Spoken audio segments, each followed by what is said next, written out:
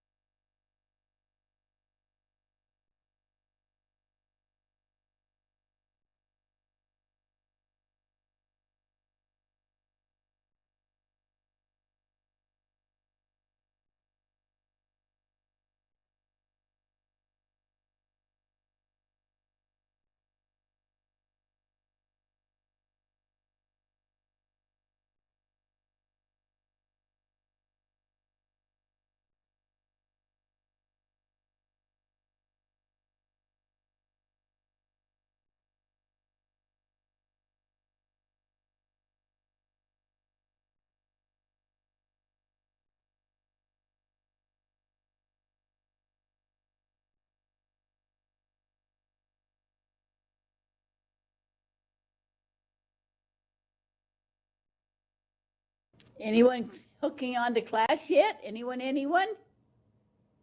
Anyone? Anyone? Andy Townsend is here. Hi, Andy. Hi. What's that movie? What's that movie? Anyone? Anyone? Anyone? Is that Ferris Bueller's Day Off? Yes, old Ferris Bueller. That was his name.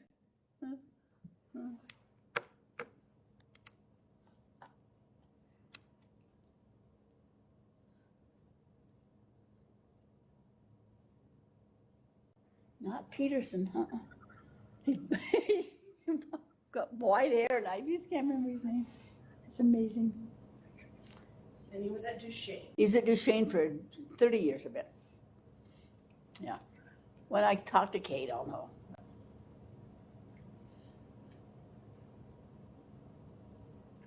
As you drive outside of town by the cemetery, up above the hill is a big new house on top of the hill out here by Roosevelt. That's the principal at Duchesne right now, and his wife is the counselor. Jason? Is that his name? At Duchesne? Yeah. Jason Young? No, at elementary. No. Dave Taylor. Yeah, Taylor, that's his name. Yeah. I know the Youngs, yeah. But they drive to clear to Duchesne, but I can't remember that guy's name right now. I can see his face, it's as clear as clear, but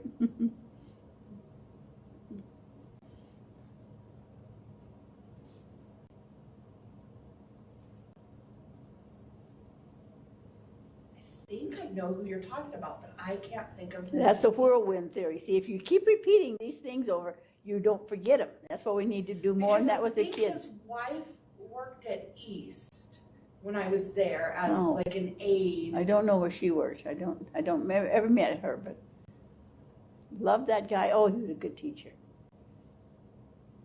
I can't come up with his name right now.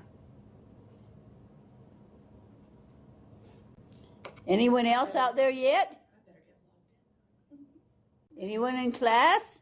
Did you see me come in? Oh, I Nicole did see Fulgham? Nicole, how are you? I'm good. in. Oh, Good. Nicole. Charlotte's here too. I don't know if my mic Oh, good. works. Okay, hi Charlotte. Yeah. I see you did all the things you're supposed to do, so my directions made sense to you. I'm glad. Thank you. Uh-huh. We'll get you going. Tony Robinson's here too. Hi, Tony. Hey, you didn't answer. You haven't checked in yet today on your Canvas. Oh, I will do that. Yeah, you better do that. I can see Tammy. Let me find Tammy.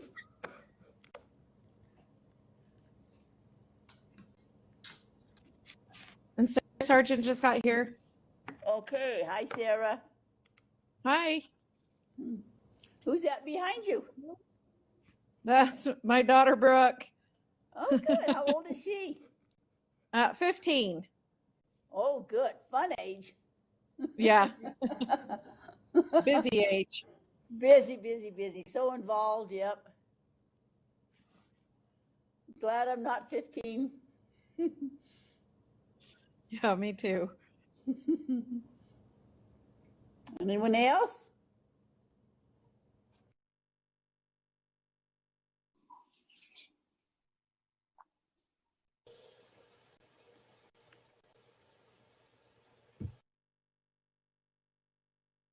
There's Kayleen. Hi, Kayleen. Can you hear me? Can you hear me, Kayleen? Yes, I hear you.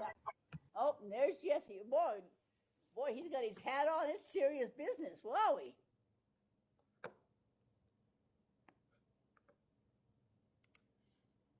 Is it cold, Jesse? What? Oh. It's getting there. I like to feel comfortable, so once my ears warm up, the hat can come off. The wind's probably blowing 40, 50 miles an hour here. It's never fun. No.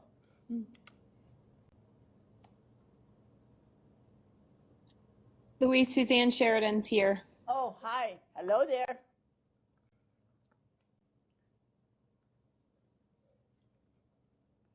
Do you go by Susie or always Suzanne? Usually always Suzanne, but Okay, just wondering. I mean, Because- whatever. I'll answer to whatever. Yeah, because Andrea goes by Andy, so I just wondering.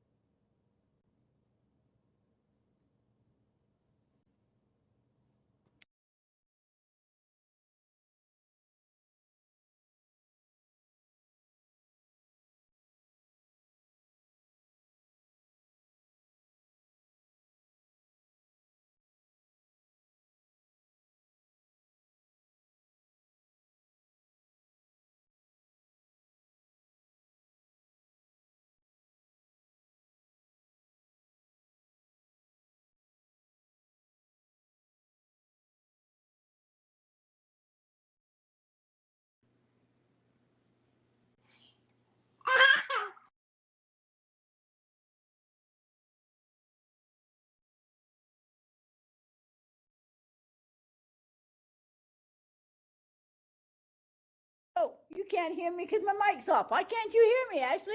I'm screaming. You can't hear me?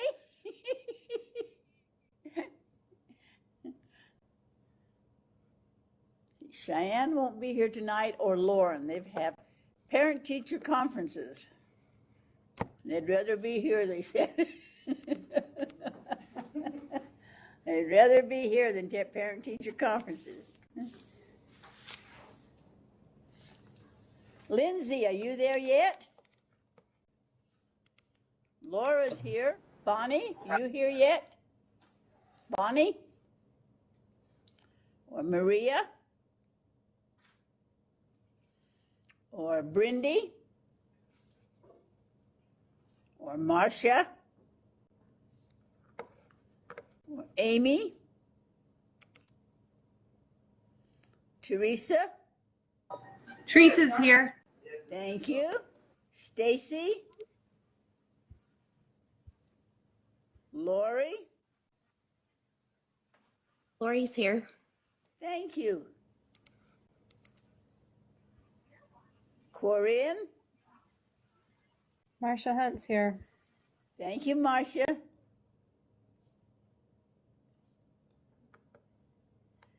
Does anyone know Ashley Rex? She hasn't been in 2 classes. The last 2 she hasn't attended, and I don't know whether she didn't mean to register, and I don't know. She was in the foundations class, but I can't find Ashley Rex. I don't know what area she's from.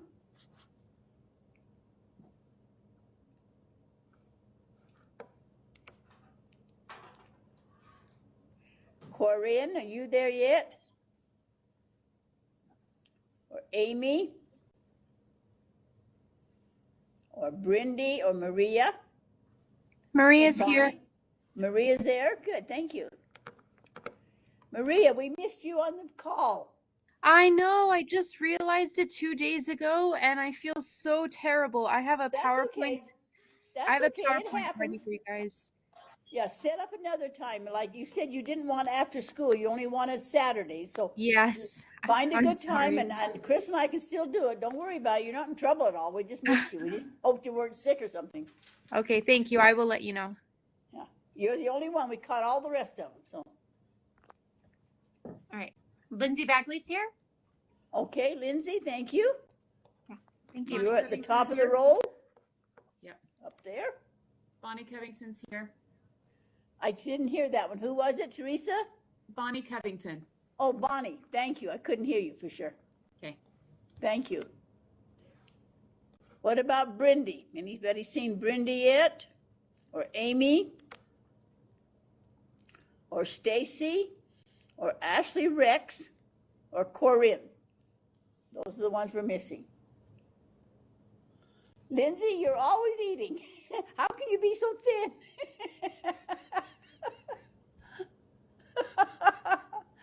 Your mic's not on. Man. Okay, can you hear me now? There. Yeah, now Okay. it's on. Sorry. Sometimes I have tech issues and then I just get right home. So anyway. That's probably your lunch, isn't it? Have you had time for lunch today? Yeah, exactly. Exactly. Okay, one more call for Brindy. I know Lauren and Cheyenne have parent-teacher conferences tonight, and they'll come as soon as they can. If you miss, remember, they are recording it. If you don't know how to find the recording, it used to be on UEN. And UEN, I don't know why, has quit doing it. But it's on YouTube, and if you don't know how to do it, call Amy Davis at the NU Center. She helped Charlotte get on, and you can watch the classes you miss. Stacy, are you there yet? Not yet. And Corinne. Yes, I'm here. Oh, good. There's Corinne. Thank you. But no one knows Ashley Rex. Huh? I don't know whether she didn't mean to register. She hasn't attended the last 2 classes, so I'll see what I can find out about Ashley Rex. Comments, questions? If I look a little windblown, I am. The wind's probably, 60, 70 miles an hour out here right now. It's really bad right now. So, and just as I came outside my door, I lost a book. It was a paperback, and it went down the road, but I caught it.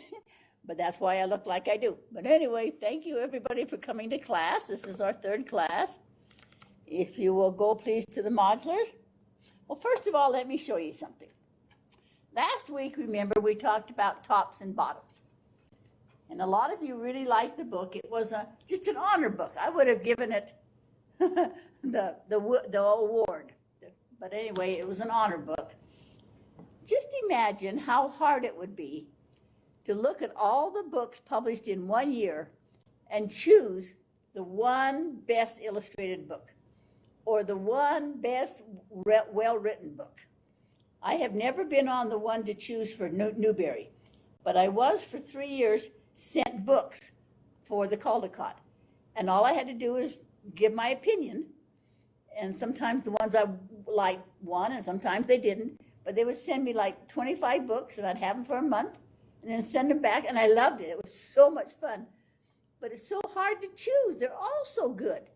I'm glad you liked tops and bottoms last week because you could use it in so many ways. How do you fool the bear? First of all, he wanted everything that was on top of the ground. Then he wanted everything that was on the bottom of the ground. And then he wanted both because the rabbit was winning. So remember, the rabbit figured out he could give the bear the top of the corn, the tassels and so forth, the bottom of the corn, but he could keep the middle, which was the corn. So, it's a good thinking book. It's a really good thinking book. I have one more I want to show you. You may know or may not know it yet. This one's called Round Trip. Have you seen this one? I would give this an award too, and it never won anything. But it's called Round Trip by Ann Jonas. And so I love the illustrations. Let me give you an idea of what it is. These people are going on a trip. So you read the book normally, just like you turn the pages. And it says, we started out when it was just starting to get light. Here's the dark shadows, and there's the house, and it's starting to get light, and they're starting on their trip. Our neighborhood was quiet. The houses were dark. The sun was shining on the pond. So normal neighborhood. Here's the sun shining, the birds, and they're going on their trip. The town was empty, and all the stores were closed. We passed a small farm out in the valley. Here's the grain silos and the barns and the fields. They're out in the country going past a farm. We saw fields of wheat, and we counted cars on a train. There's clouds, there's the wheat, there's a train, they're traveling on the road. The road wound around through the mountains, and then the trails led up into the woods. So there's the mountains and the clouds and the trails that you would hike in the mountains. Sure, I don't want to skip a page. On the highway, we headed for the coast. So they're going down this road to the highway, and they're headed down for the coast. The water was rough, and the waves were high. So they've left the farm, been through the village, out by the coast now, and we're looking at the water. We followed the shore past marshy inlets and summer cottages. Here's the summer cottages, and then the seaweed and things you would find in the ocean. Then we saw the city. So here goes the highways into the city. Here's the big building with their lights coming on. They've left the farm. They're now in the city. We crossed a bridge. There they go, across the bridge, big tunnels under the bridge for the water. And then we were in the city. Skyscrapers and all the lights are coming on. After parking the car, we rode the subway. So you can see them getting on the subway, doors opening. Then we went to a movie. So there's the lights in the movie house and the signs, and here's the seats for everybody's waiting for the movie. Then we went to the top of the tallest building, and we looked down. So now they're on top of a skyscraper looking down at all these.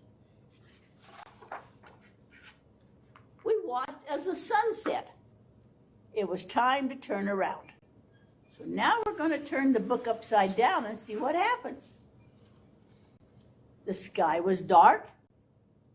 Lights were coming on all over the city. Back on the street, we looked up to where we had been. Now instead of looking down the building, they're looking up the building. Then we had dinner in a restaurant.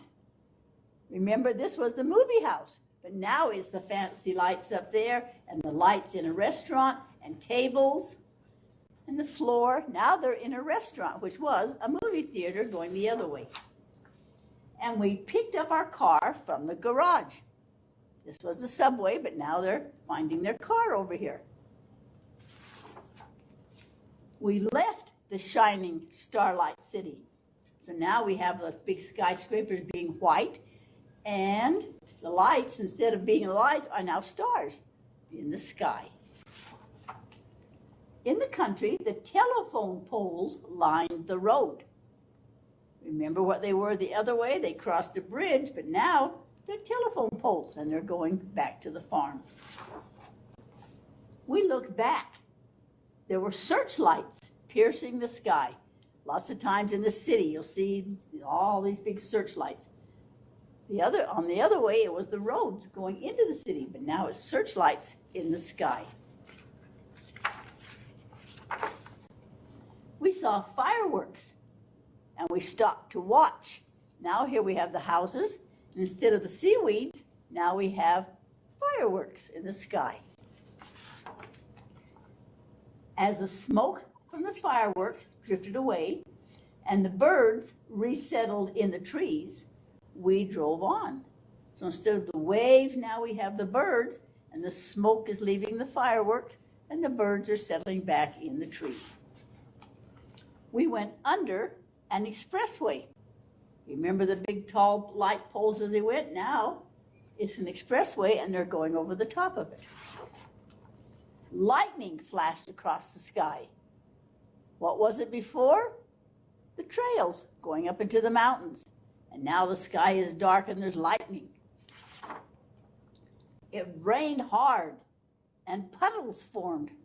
There's our grain fields. There's our clouds. Now it's rain and puddles. We passed smoky factories. Remember the farms with their silos and their barns and the fields planted?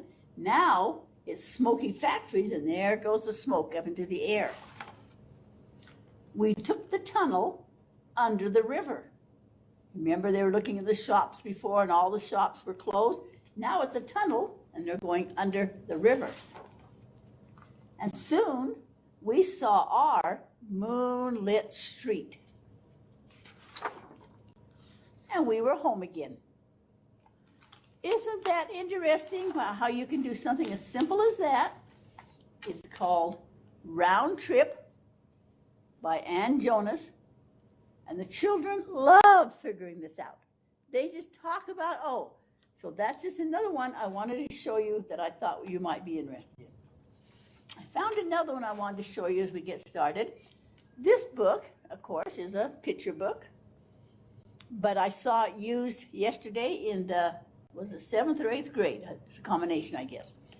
If you lived at the time of the Civil War, they were talking about the Civil War, and of course, most of our children that are in 7th and 8th grade do not have a lot of experience with what the Civil War was or war, but they took these children and talked about all the things that happened at the time of the Civil War.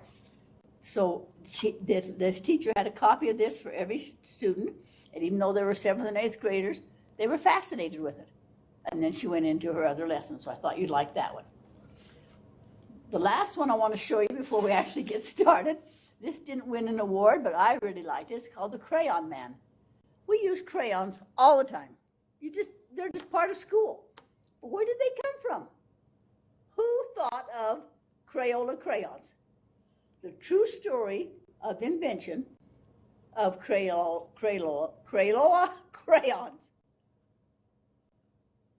So I just thought that was fun to see, because we never think about where do pencils come from? Where do the tools that we use at our schools come from? Would the children like these crayons?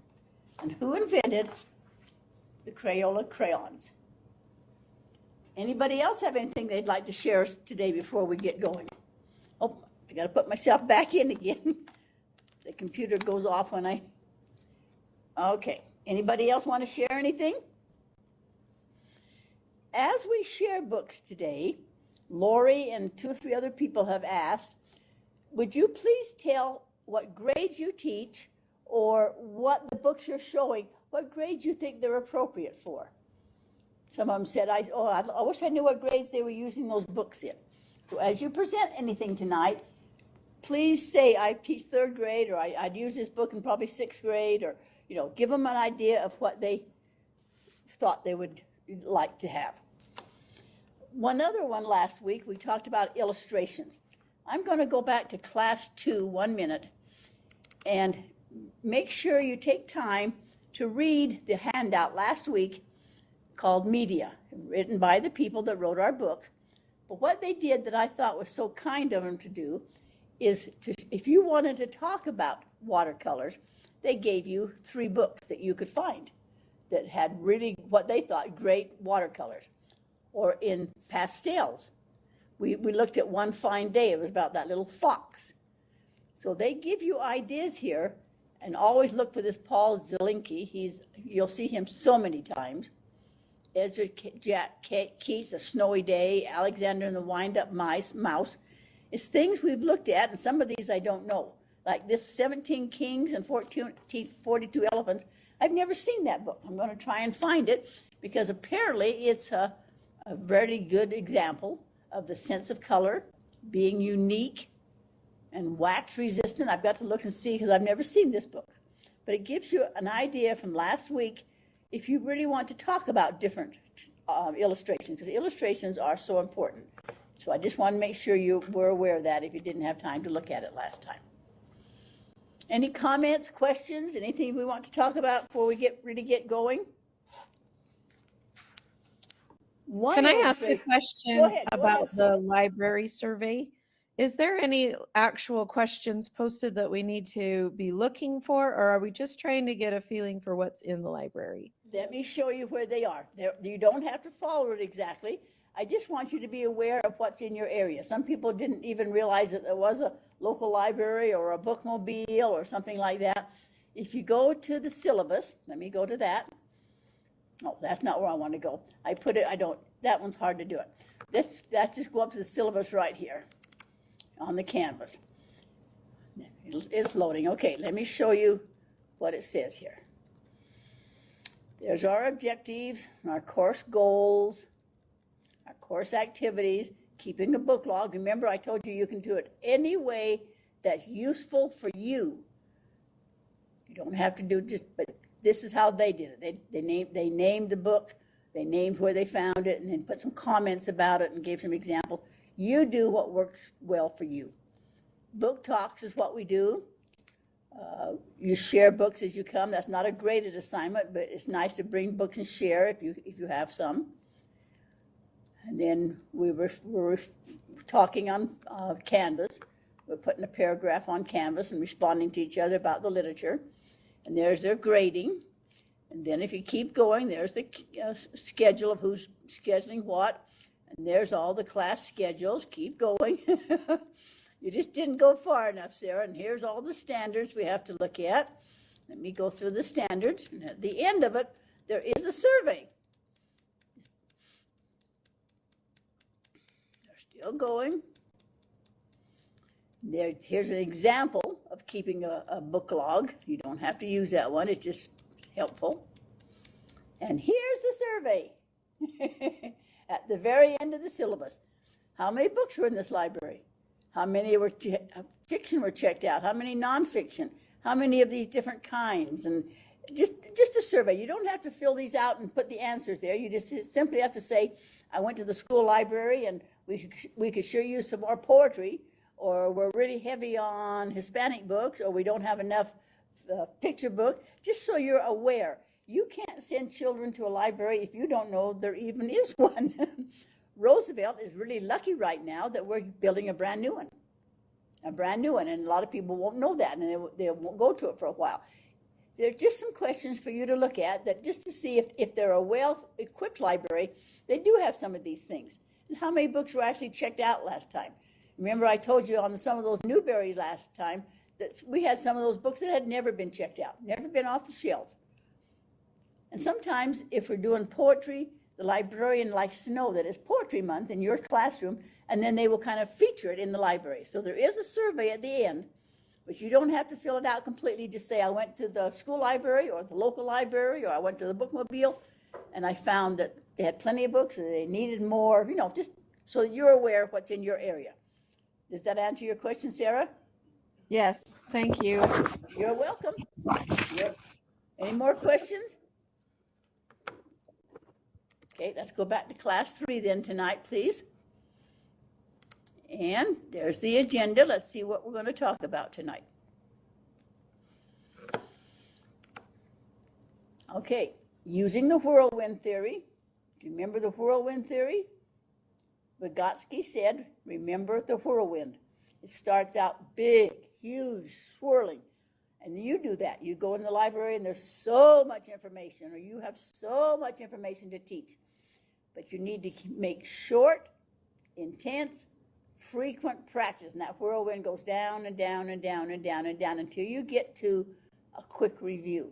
And that reminds you, a good example just happened a minute ago. I was talking to Laura here, and they had a first grade teacher in Duchesne, a man who was just outstanding, and I know him so well, but I cannot remember his name right now because I haven't practiced his name lately. If you want children to remember what you're trying to teach them, you frequently go over it. That's why we have the quizzes. Not that you're being graded on these quizzes. If you're on campus, you would be. Read the chapters and do the quizzes. I think that's pedagogy. I'm trying to teach you as andragogy, which is you are adult learners. Some of you asked if you could already have the questions ahead of time so that as you read chapter 4, you could see what the questions were, what the most important parts are. So 4 is open and the quiz is there. If you want to, as you read the next chapters for class 4, you can see what the SUU figured the most important points were. Any comments? So we just had a quick review of illustrations now so that you remember how important illustrations are. I gave you some examples on a book. I gave you some examples on the canvas. So that's how you can help the students remember all that critical information you're going to teach them. One thing that I loved in my book, let me show you back here a second again. In our textbook, the 7th edition is different than all the other ones. In the 6th edition and in the 5th edition and so forth, they always put samples in the front of all the different media, how to recognize a well-illustrated book. So I went through and wrote down what they were like. This one is line and color. This one is about the setting. This one talks about the characters. One I really like is this one up here in the corner. Let me see if I can show you how big it is. Let me see if I can bring it right down here, right? There we go. And zoom. That's as big as it'll go. There is a book by Mercer Mayer called Frog Goes to Dinner. I think this is one of the best illustrations of telling what's happening without one word. Look at this picture. Daddy's driving. He's got his hat on. They're dressed up, so you can assume a lot of things about why Daddy's dressed up. And he's also oblivious to everything else that's going on, too. He's just looking forward, and he's driving them to dinner. Mama's all dressed up. So that gives you a good idea. Mama has on a shawl and heels and a dress and her purse. But Mama has a very mean look on her face. So that gives you some ideas without telling you anything. What's Mama upset about? Okay, is it night or day? Well, you can see the moon outside the window. You don't need anybody to tell you that. So obviously the family is going out for a very special dinner. Now, look at the back seat. There's the little daughter. Hair's done up, flowers in her hair, seat belts on, little dress. And then there's the boy. Look at his eyes. He's looking at her. He has done something. What has he done that Mama's upset about? The little girl's being the angelic one. He's being the one that's in trouble. And from the title of the book of Frog Goes to Dinner, what does that tell you? In his pocket, he very likely, or in his lap, brought a frog. And Mama's not too happy. Daddy's oblivious. The little girl's being the little princess. I'm not going to tattle on you. So many things you could talk about and not one word. Not one word on that picture. So that book called When Frog Goes to Dinner by Mercer Mayer is wonderful. Same way with this Blueberries for Sal. You don't need a picture to know what's happening here. I mean, you don't need words. Look at that. You can tell what's happening.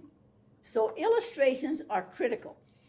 I don't know why, but from edition 1 up to edition 6, they put in those pictures. If you go to edition 7, they do tell about them, but they put them inside the chapter. Let me show you here. They put the same pictures, but they put them right inside the chapter. So take time to really read the media one, because we don't take time. We read the story, but those things define the characters. You can tell from that picture who's happy and who's not happy. And then by the name, you know that Frog is going to dinner somehow. And I don't think Frog's supposed to be going to dinner. So they did change that a little bit in their book. But it's important to know these things. Any comments or questions? We really don't spend a lot of time on the illustrations and the media. And are they using crayons? Are they using watercolors? Why is the Polar Express, why is it all dark? Why do they use dark colors? Well, that sets the mood, doesn't it? There are wolves out there, and they're going through the forest, and children don't know how to recognize the use of color and illustration. So that's something to really work with your literature. Okay, I put some things here now. We've been talking about the value of using literature.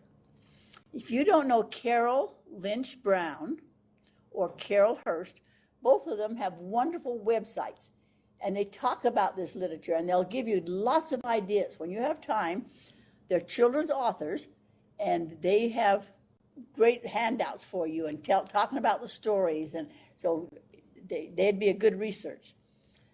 They're talking about the personal value of literature for children and adolescents. There are 9 things here from A to H. Take a second, please, and read these personal reflections of why literature is so important. Take a minute now. Any questions what we're doing? We're reading these 9 statements, and then we'll talk about them. Okay, see you in a couple, 3 minutes.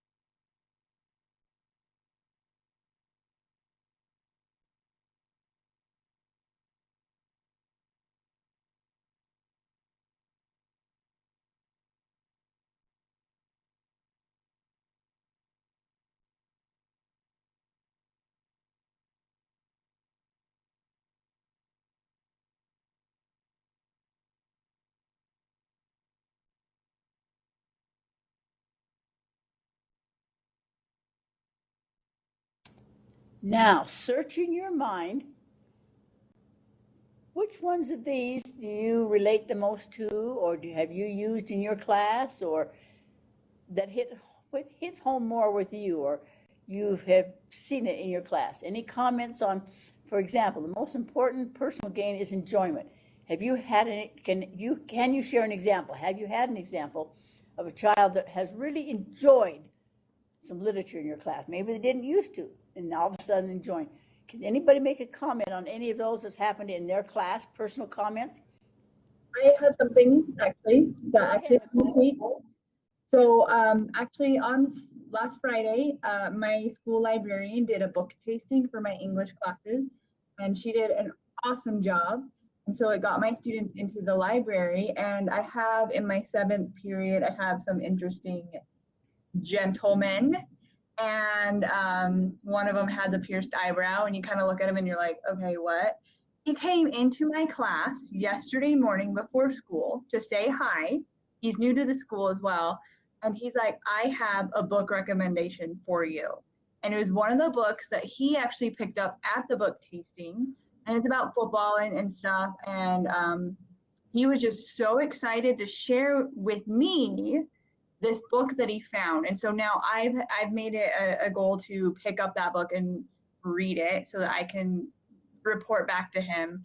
But I was really surprised, because he's one of those students that you'd look at and you kind of know that he's not really into reading very much, maybe not into school very much, but he found this book that he just connected to, and he wanted to share it with me. And it was just like one of those like moments where you're just like, okay, this is why I teach English. Yep.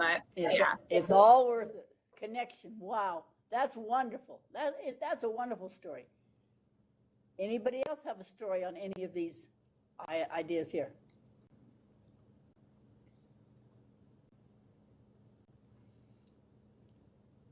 Well, my husband was the media director in one of the local districts for years. And there was one school where the library was never used.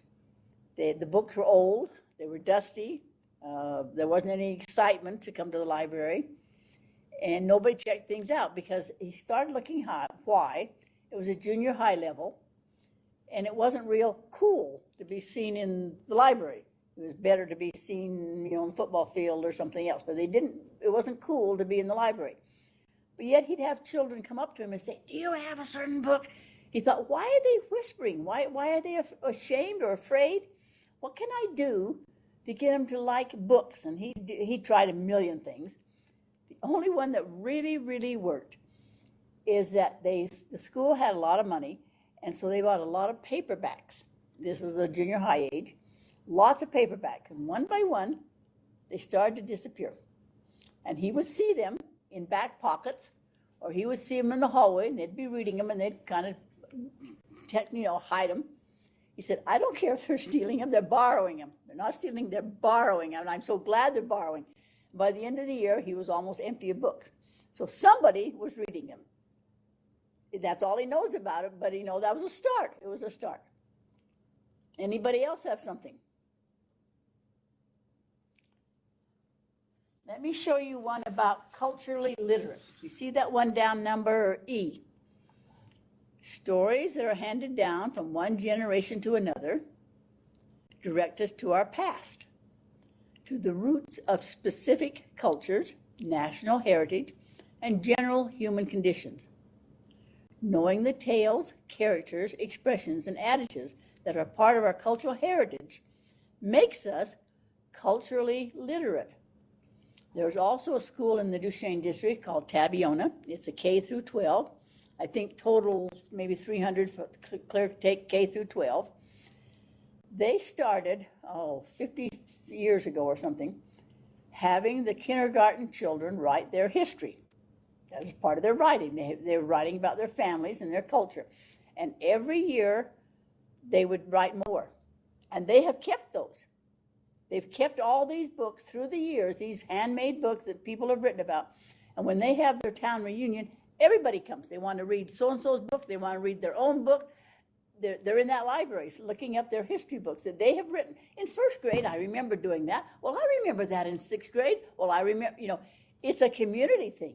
It's a cultural treasure to have these history story books written by the people, just adding on just a little bit year by year by year by year. So those are some really good reasons why literature is important. I also like the one about making moral decisions, number F. It helps young people to formulate their own concepts of right and wrong.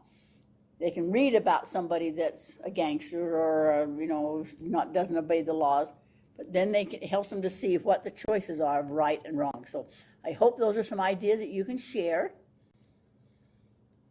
And then here's some other good reasons. This is coming from Carol Brown and Carol Hurst.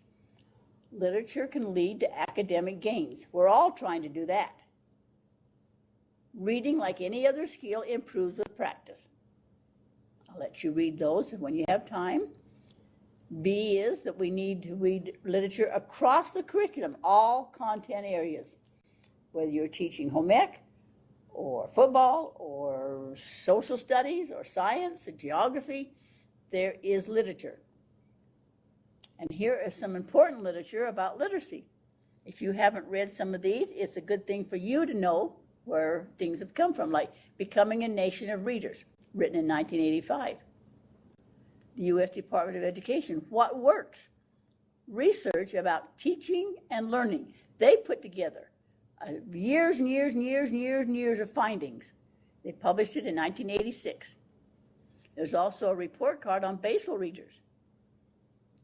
And then after that, I put some people that are the great researchers out there. If you don't know some of these names or the things that they're writing or how important they are on what you're teaching now, how they have influenced what your books are like, here's some of the names you really do need to know, especially Durkin. And there's names here. If you haven't heard them, you need to be familiar with them.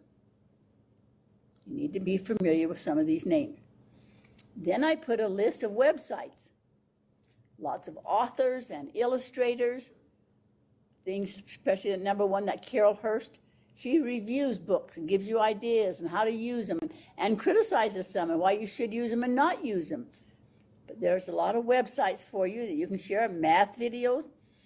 If you've never heard of book snaps, you take a photo of a page from the book you're reading, you import it into several programs like Snapchat, or Book Creator, or Google Slides, or PicCollage.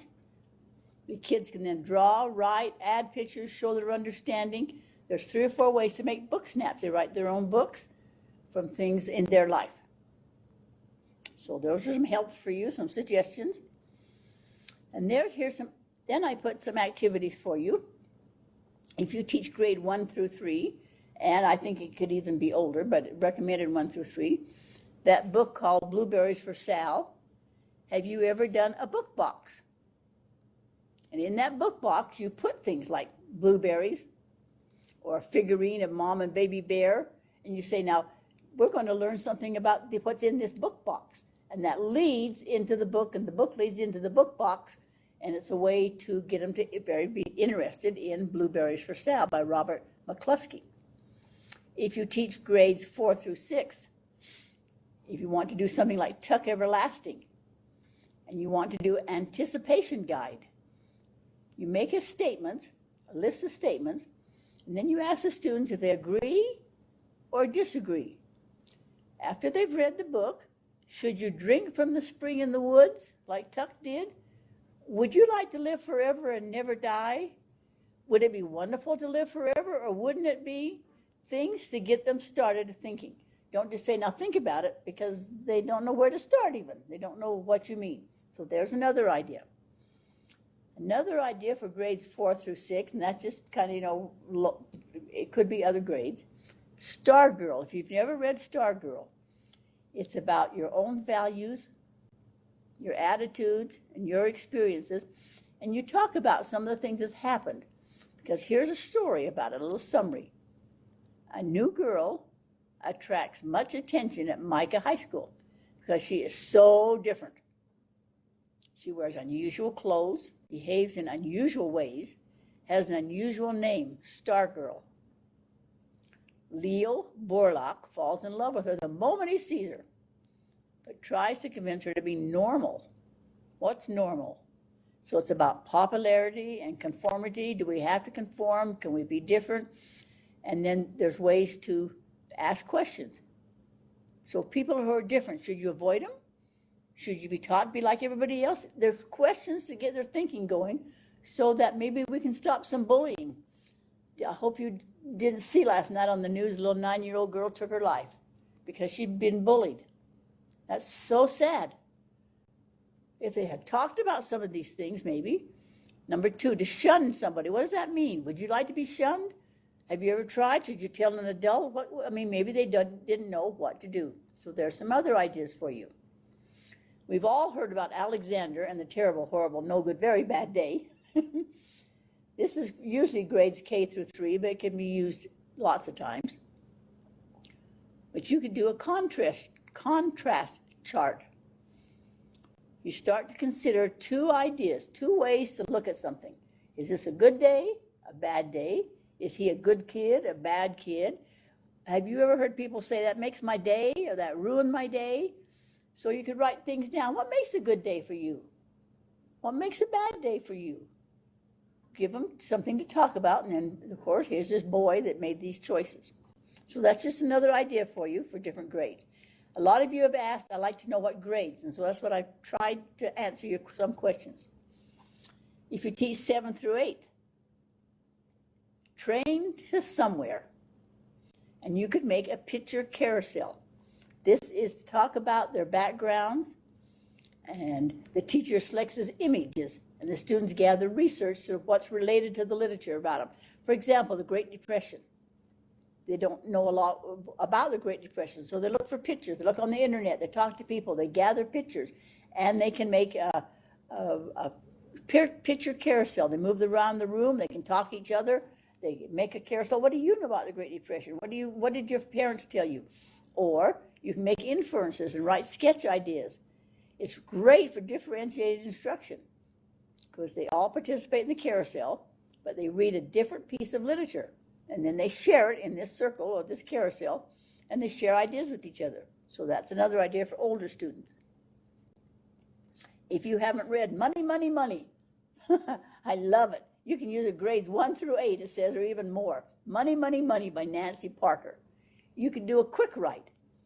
What's the connection between the reader and the literature? Mary Smith is a story about years ago, before the time of alarm clocks. People hired knockers, and they would go around in the morning and knock on your door, house to house, to awaken you. Most knockers carried long poles and scratched on the window. But Mary Smith didn't want to do that, and she was small, so she used a pea shooter, and she shot dry peas at the window. So Money, Money, Money is a story about the meaning of symbols and art on the paper currency of the United States. Readers learn about the individuals whose pictures are on the bills, the engraving, the printing process, counterfeiting. So anyway, there are just a few examples of using literature to do different subjects and different topics. Now, the one I want to show you for a minute now is one to help you with culture. And now I'm too big. This is a great multicultural book. I brought the great big edition. Of course, it comes in the smaller edition. But it's called Stella Luna. Here's a little bat. Now, what do you know about bats? Well, you need to know that they hang upside down and do so. You know, they have certain things that bats do and eat certain things. The bat loses his mom. He can't find her for a while. He thinks she got shot. It turns out it's not sad. At first, the children didn't like it because Mama was gone. But Mama comes back, so let them know at the end that Mama is not lost. He's lost for right now. But the birds adopt him. So now you can use this in different cultures. What do you do in your culture that we don't do in this culture you're in now? Or what new in your culture? Or what should we know about your culture? Bats hang upside down. Of course, the birds were amazed. How can you sleep upside down? That's not the way to sleep. That's not the right way to sleep. Birds sleep in their nests. They sleep under Mama. But bats hang upside down. So it's just the different things. Mama bird trying to make the bat be like everybody else instead of appreciating their own culture. And it's a great book for multicultural. And there's a song that goes along with it, and you can find it on YouTube. Bats do things different. Bats fly at night. Birds sleep at night. So it just shows the differences between bats and birds, but how they learn to adapt to each other, actually like each other. The birds try sleeping upside down and they can't hang on. They fall off because they don't know how to do it. The bat tries sleeping in the nest. He can't do that. We don't have to do what everybody else does. We can be ourselves and still be friends and get along with each other, and things work out. It's what's called Stella Luna.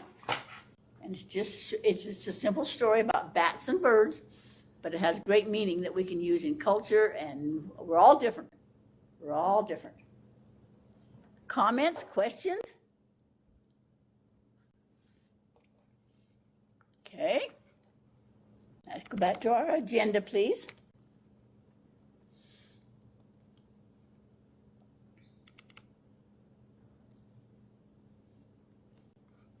I hope this gives you some ideas of things to do with literature. I know it's fun just to read it, but you know, there's so much more we can do with it. And the research says, and we can prove that we should be doing these things because it's so important to be doing all these book snaps and book boxes and activities. That's the whirlwind theory. We talk about it, and then we do something with it and narrow it down to what does this mean in your life? What does it mean in your life? Okay, let's look at our chapters, please. Chapter 6 is called Organizing by Genre. So if whatever book you have, find that chapter, chapter 6.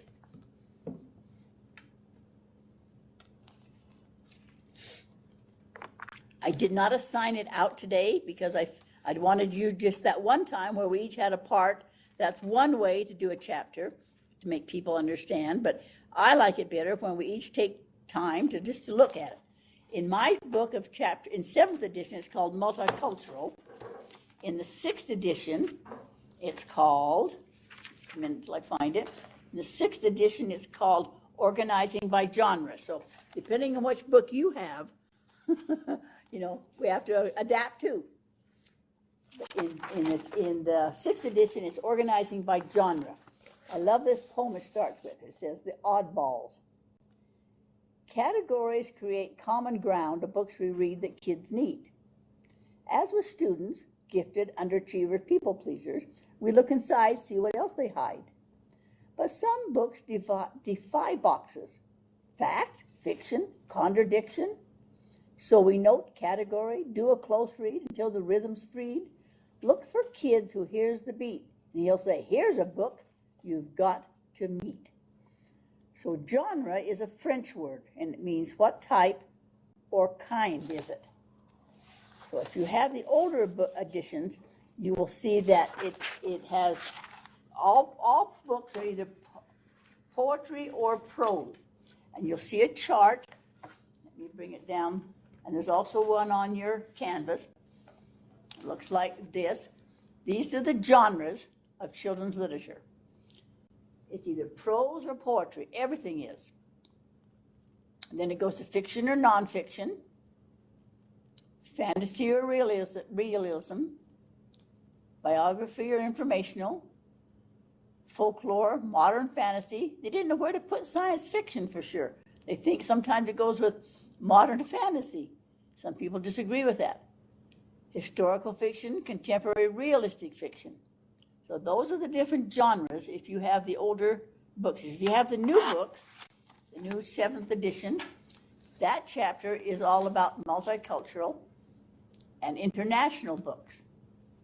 So we're on two different things. Would you please now look at your chapter, whichever book you have, and pick out one fact to share with the rest of us that you think this is an important fact. Instead of assigning it out, you find something now in either your chapter, whatever your chapter 6 is, to share with the rest of us. You have 5 minutes. Any questions what we're doing?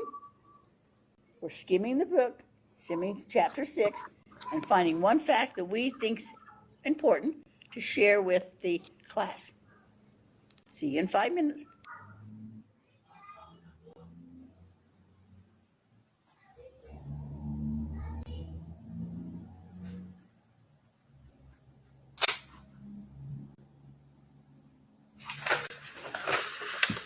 Louise?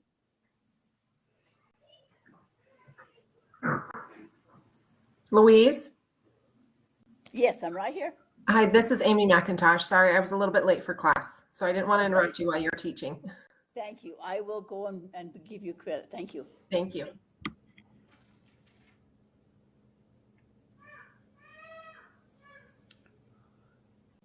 Brindy, did you ever come? Brindy?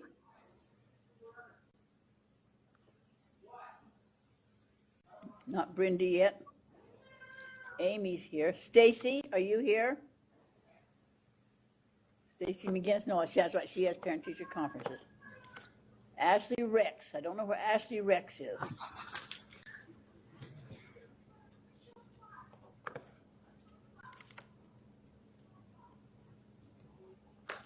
Louise, Yes. the 6th edition does have that chapter on multicultural and international books. It's just not till chapter 15. Yeah, it's just not the same. They move things around. I don't know why. They said that, I'm talking to that Mike Tunnell that writes the book, and he says they have to keep their limits low on the college campus because they can't have them buy books over certain costs. And it was getting too expensive to do all the pictures, and so they tried to combine things, and so they've made a few changes, yeah. Oh dear. About the same topics, though, so just find some idea that really hits your fancy that you want to share with the rest of us. Out of the multicultural chapter or the genres chapter? Whatever your chapter 6 is, whichever one you want to share with us. They're all important. Okay. Thank you, Bonnie.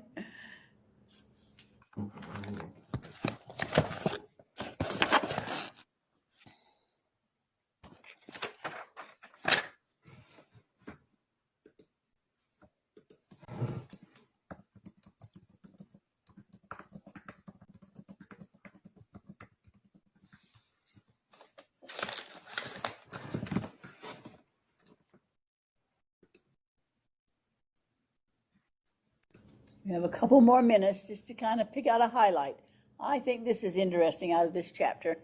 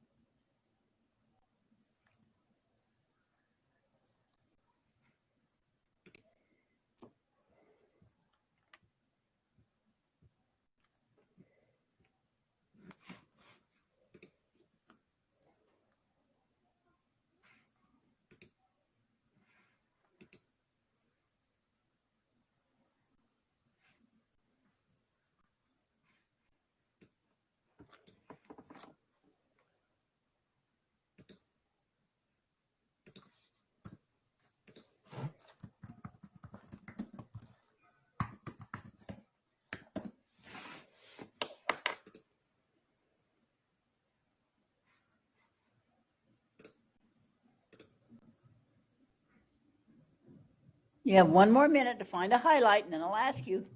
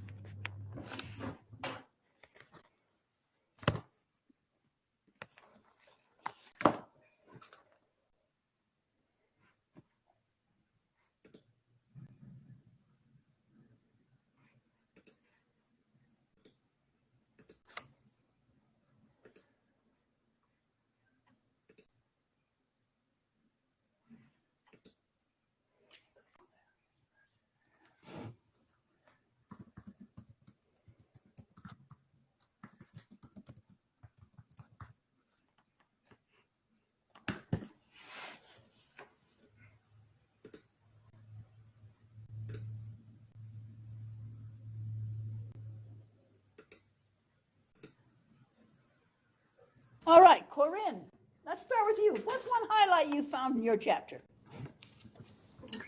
I noticed that at the end of whatever I read, it said, as a teacher, when you're looking at the genres, it would be important to strengthen your background in any that you are weak in. So I thought I should probably read some science fiction. And also, I have a question. Okay.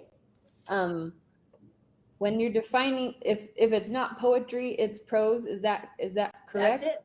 Everything out there is either poetry or prose. So I'm thinking of a specific book. I wonder if I should just look it up. Have you read I think it's called Out of the Dust. It's about the Great Depression. Yeah, about them coming when the drought in the Midwest. Yeah. Yes. Yeah. I'm thinking, I don't know. That's a true story. That's a true story. Prose or? Yeah, that's prose. It's not poetry. It's the structure. It's probably historical fiction. Historical fiction is part of prose, and that was their story. They were driven out. Their crops failed, and they didn't know what to do. Yeah, it's a really good book. It looks like poetry, but it is prose, right? I would say so. What do you think? Go ahead, Nicole. All right, I know about this book, and I just looked it up to double check, but it is poetry. It's historical fiction, but it's based on actual historical stuff. But it is in the. But it's written in a poetic style. In poetry form. So it's like there's no set lines. Poetry, goes back and forth. Nonfiction. Yeah, and there are more books that are written in that format that are starting to come out. It's kind of becoming a popular thing. It's new. Yes. Or like books in poetry, but they like follow almost like a fiction, like a prose fiction book. It's really interesting. That genre is called novel in verse. They're novels written in verse. Right. Exactly. I couldn't remember what the term was. I couldn't either. As I'm just sacking my mind. Yeah. Yep. Thank you. Thank you. Andy, what did you find of interest? Well, I read the part on multicultural, like judging multicultural books. And it just said that for it to be a good multicultural book, that details need to represent the culture accurately and avoid stereotypes. Right, and we get so much stereotype. People are very offended by a lot of books that are out there. That's so true. Lori, what did you find? Oops, can you hear me? Yes, I have a little bit of laryngitis, so sorry if my voice is kind of small today. Would you rather not? I don't want to hurt your voice. You don't have to. No, I'm fine. I just wondered if you could hear me okay. Yes. I was also looking at that cultural authenticity and how they're saying how it's such a sensitive topic now in children's literature. And they were saying how those from a culture feel that a book has accurately and honestly reflected their experiences and viewpoints. And they were saying how some critics say, like, for instance, the book Sounder that was written in 1969 was written by a white person, but it's about a poor African-American sharecroppers. And so some critics are saying, well, how could they even know? They're kind of outsiders. And then they're saying some make concentrated efforts not only to understand, but to also inhabit a different cultural world that they may indeed be able to write with an accurate voice. So it was kind of two sides to that. And they were saying, regardless whether the author is a cultural outsider or insider, it's of great importance to have multicultural books for young readers that are culturally accurate. So anyway, that's what I was reading about too. Very good. There's some good information in there. Jesse, what did you find? I as well was looking at the judging multicultural literature, especially as a history teacher. I tried to include a lot of things from different literature, from different cultures, to kind of come in. And we had that discussion. Like I said, last year I worked on the reservation here, and they were really set, and we need something written by Native Americans so these kids can connect to it. And so it's finding a balance. We had to find a balance because there's some really good books that aren't written by Native Americans about Native American life. And so you can't just judge what these books are about. You've really got to read it. You've got to learn it. And so it takes some studying on our part to be able to identify and relate well with it. I can't remember who said it. The first person who was speaking, said that, where you're weak, you've got to study. And so you've really got to be aware of cultures and learning about them and understanding them. And I like one of the bullet points in the book. It says, avoid allowing one story to speak for an entire group of individuals. So, don't allow a book to form a stereotype, and don't allow it to form opinions, but just allow it to teach you and improve your understanding. Right, and if you're looking for good Native American books, watch be careful about Columbus Day. They're very touchy about Columbus Day. I don't think it should be called Columbus Day. But the Code Talkers, if you read about them, that's very accurate of most of them, because the Code Talkers are just about all gone. But they were the ones that helped in the war. That same thing with the Japanese out in the encampment out in Tooele. Be real careful what you read and who wrote what.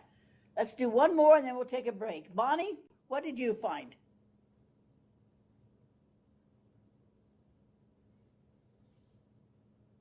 Sorry there, I had to get my microphone There we on. go. Okay.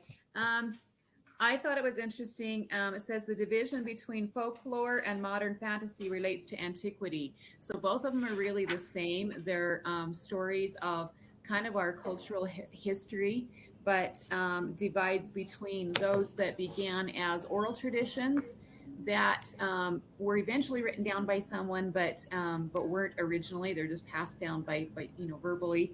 And then modern fantasy would be the ones that did originate with someone writing them. And I thought that distinction was very interesting, but that they're all kind of our cultural heritage I do too. story. So Yep. A lot of people are saying we shouldn't believe the Bible because it wasn't written right as it happened. Jesus didn't sit and write it down that day. It was written many, many years later. Is it accurate? You have to be careful. At the very end, the last handout is a quiz. So if you'd like to know what SUU thinks is most important about these chapters, there's the quiz right there. We're not going to do the quiz or grade it on you because I think that's an andragogy type thing. But there are some important parts there on chapter 6, 7, and 8. So if you'd like to know what is really important, those are what they consider. Okay, let's take our 10-minute break, and then we'll come back and listen to the people who are going to present to us, the students. See you in 10 minutes.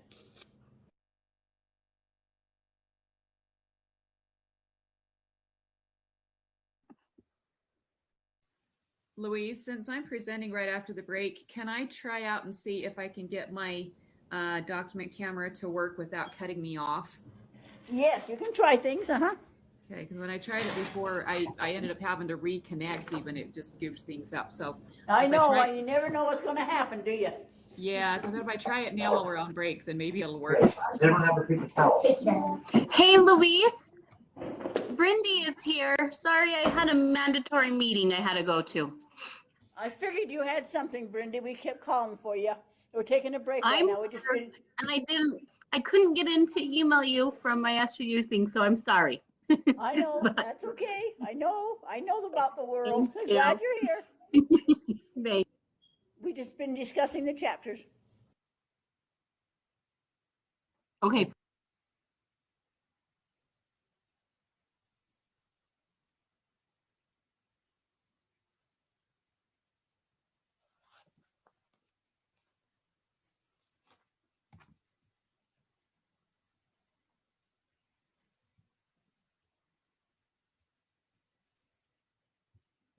Did Stacy ever come?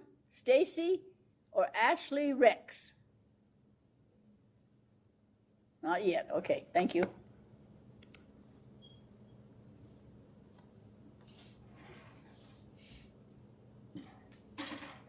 Louise, this digital forum is a little different than I'm used to because I've done Zoom, but do you have any idea?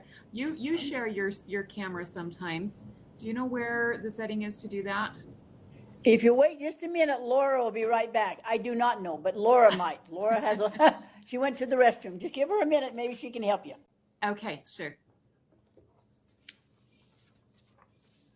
So I can hold things up to the camera, but I would rather just show it. And I've got some digital images too that I'd rather just show. Yeah, it'd be nice. I love technology when it works. Don't like it when it doesn't. Absolutely.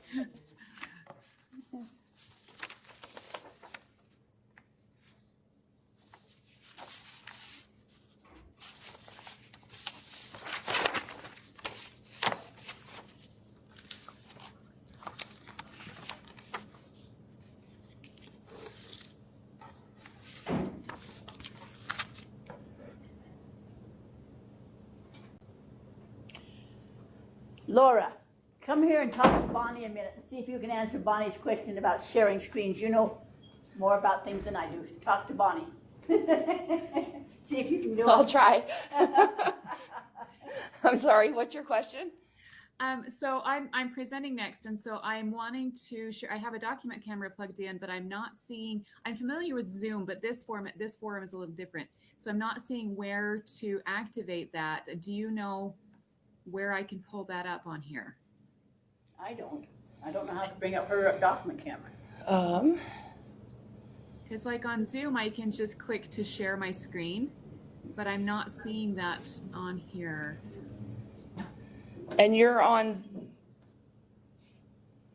the regular site that we connect to, right? Yeah, Okay. I think so. I'm not sure. I'm not either, see. I'm not either sure, and I'm afraid to touch I things. mean, you. Because like, obviously Louise shares her screen with us, and then she can also show her camera with the books that she's got, but I'm not seeing where I can do that. I don't know either. See, and that's why I held mine up to the camera right in front of me, because Right. I didn't have. Some of them, and some of them I can do that, but some of them I don't have the actual book. I have a digital picture, and so I was hoping to show those too. And I could just skip those if need be, but. Let's see. Yeah. I'm not sure where you're. I don't know either. I don't know where to find it for her. No. Check my settings. Maybe I can.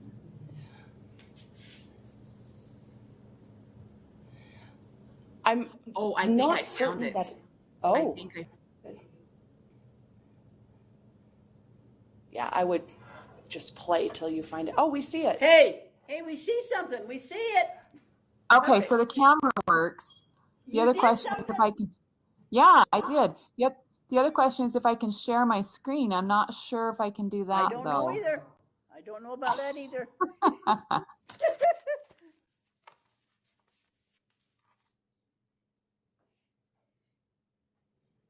But I'm going to be able to share my screen. That's sad. I'll share the books I have anyway, and I can still tell about the others. So. Today I learned how.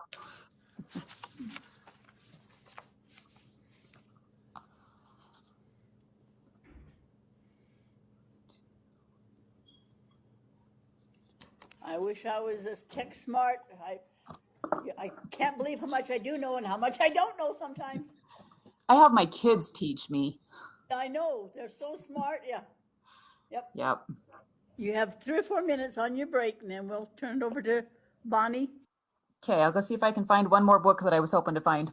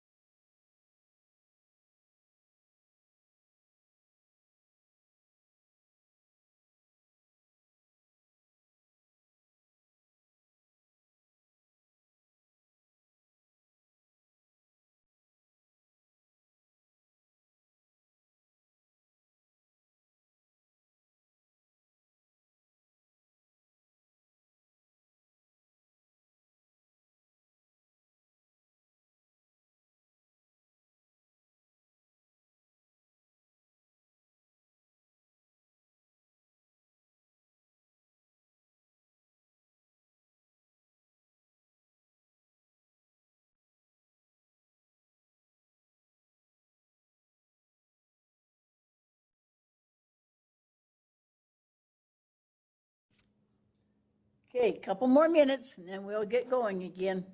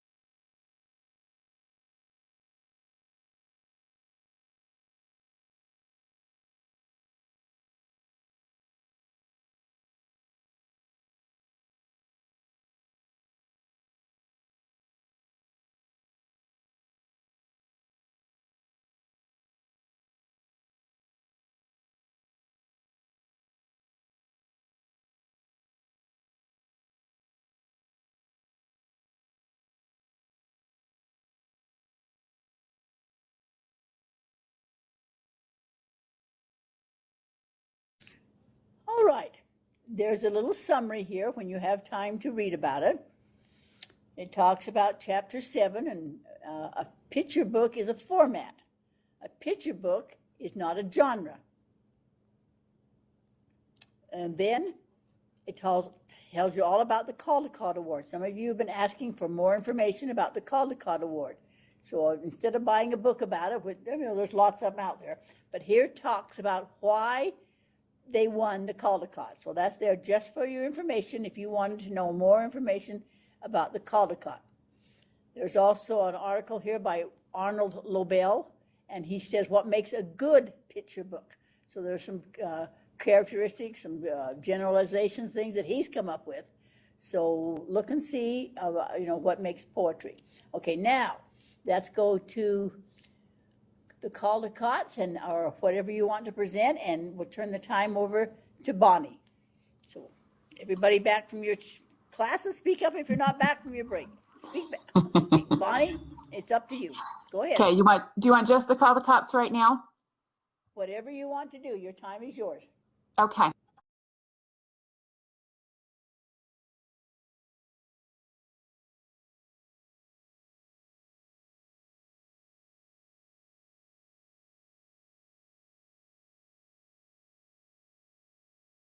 Winners. Rather simple in some ways, but just beautiful illustrations of that depict the seasons in the New England as they go about with this oxcart mantle. I wish I had a copy of it, but I could not locate a physical copy. I was introduced to it just a couple of years ago, but quite beautiful in there. Thank you. The illustrations, the color. Just simple, kind of evocative, get your emotions in there with the changing seasons. And those of us who live in this part of the country, we know the seasons and love and enjoy that. So a good one to share with students. Another one that I could not find, but it's called Trek by Donald Cruz, and I think it's a board book, and I hunted and couldn't find a copy of that. I have another one by him that later won a Caldecott, which was Freight Train, and it's phenomenal.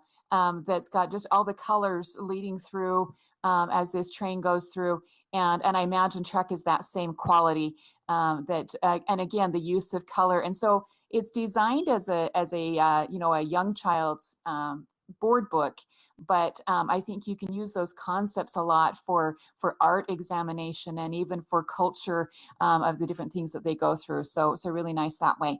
The Glorious Flight was a third one that I could not find, and it sounds similar to the Wright brothers, but it's not. It's another boy in the story as he creates a flying machine and has that experience. So I'm going to keep searching and see if I can find these books, because the libraries I went to didn't have them, and I'd like to recommend that they get some more of them. So I'm going to put my camera on now. I do have a couple. This is one that I got introduced to, and it's one that I would like to get more familiar with. So I don't know if that is showing or not. Not yet. Not yet.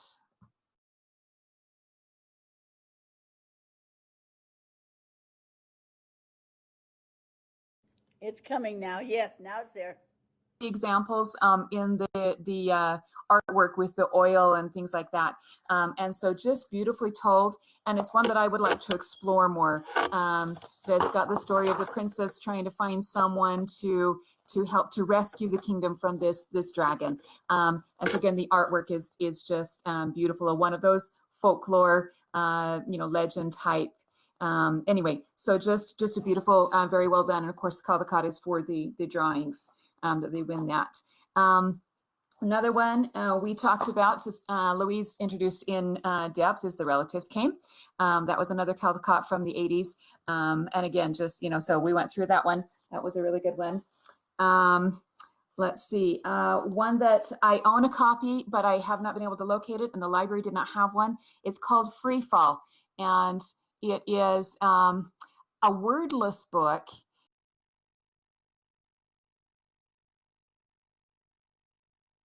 We lost you, Bonnie. We lost you. Uh-oh. You said a wordless book, and then we lost you after that. Okay, okay, You're am back I on? now. Yeah, I can hear you now. Good, sorry, yeah, I try to switch modes and it loses it. So it's a wordless book that the pictures change as they go across the page, and so it becomes the next adventure in this boy's life. I wish I could find it. If I can find it, I'll share it again maybe next week. So that one's a fabulous one. The one that I want to go a little more into detail is Owl Moon. This is one of my absolute favorites, and I was introduced to this in. We lost you again. There, now we've got it. Okay, sorry about that, the technology. All right, Owl Moon is the story of a little girl going owling with her father. She's been looking forward to this for years as she's watched her brothers go out with her dad late at night in the winter to go find the screech owls. And it's just a beautiful story for little kids to just sit on your lap and snuggle, but even for older students, it has fabulous use of similes and just the way the author does things, the pen and watercolor drawings. So for artwork, and the similes, the moon was so bright the sky seemed to shine. Later on, the moon over the meadow, over the snow, was as white as the milk in a cereal bowl. So just those visual images that make it a book that is really applicable from preschool through probably clear through high school.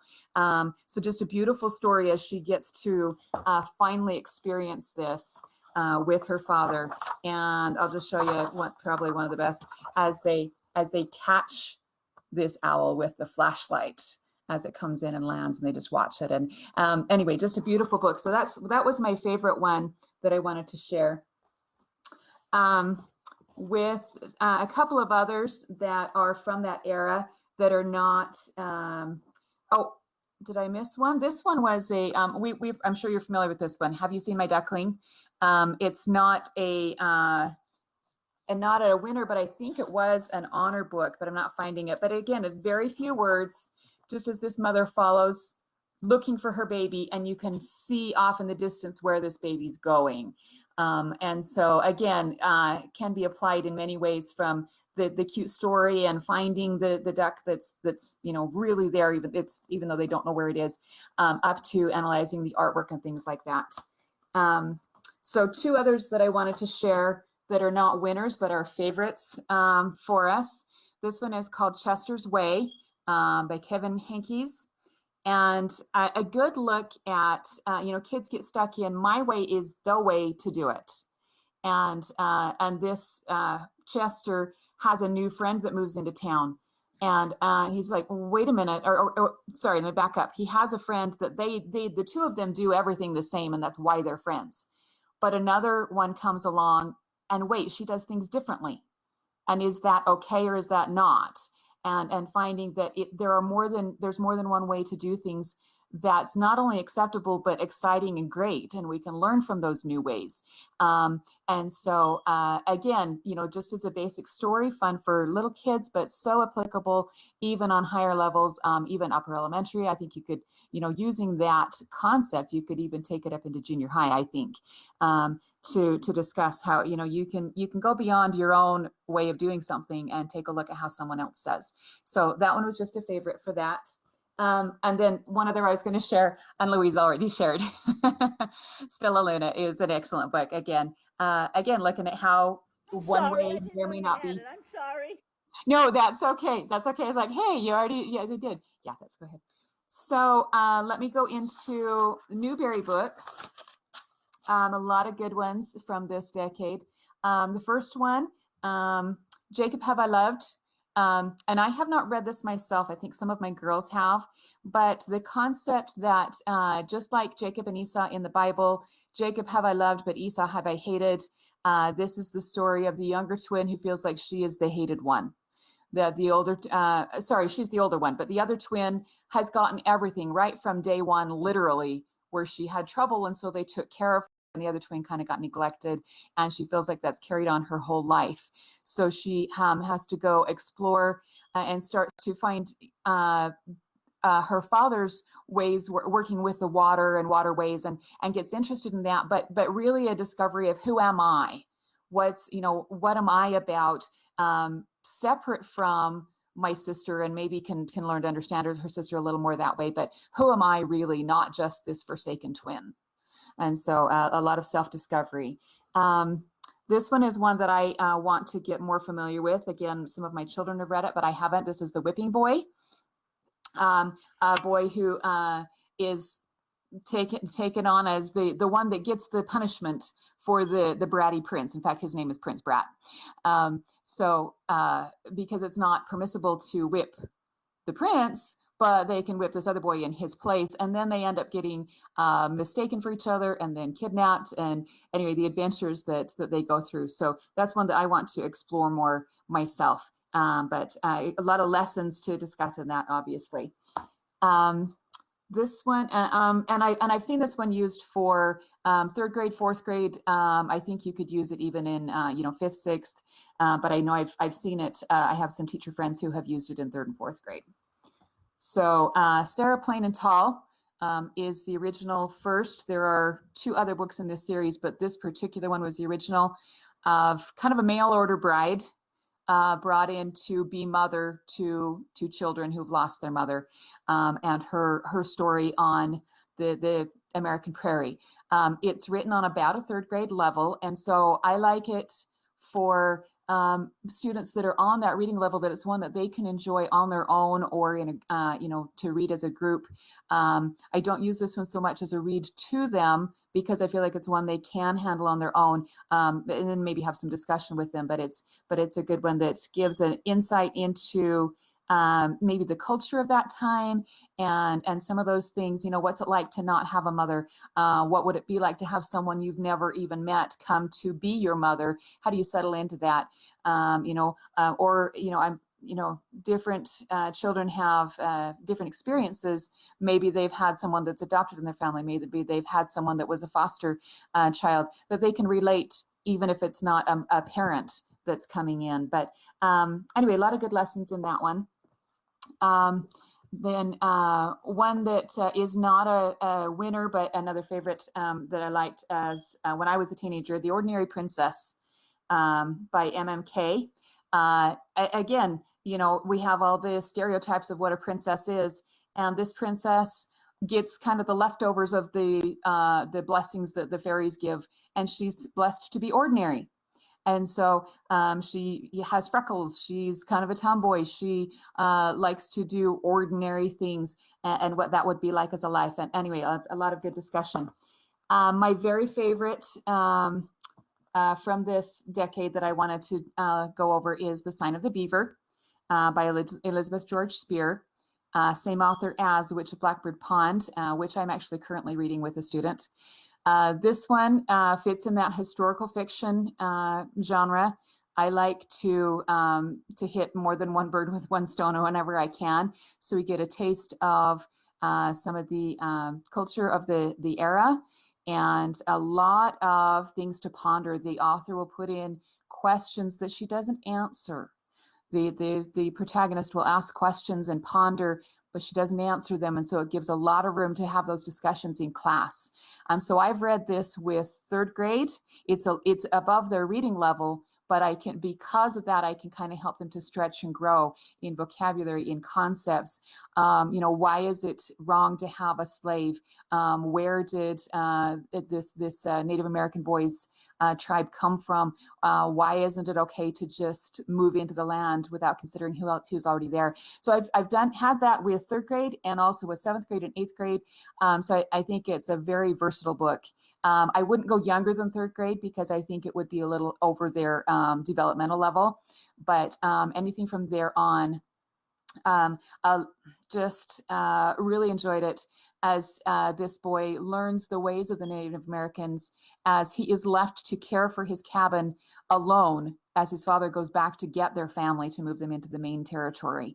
And so introducing him to the Native Americans and the way they do things. And again, I guess this is kind of a theme in some of the books I've chosen, that there can be more than one right way to do things. And we need to open up our minds to those possibilities and consider. And as he develops brother-like feelings for this Native American boy and evaluating that in his life. So that's one that I recommend to just about anybody I come along. Hey, here's a good book to read.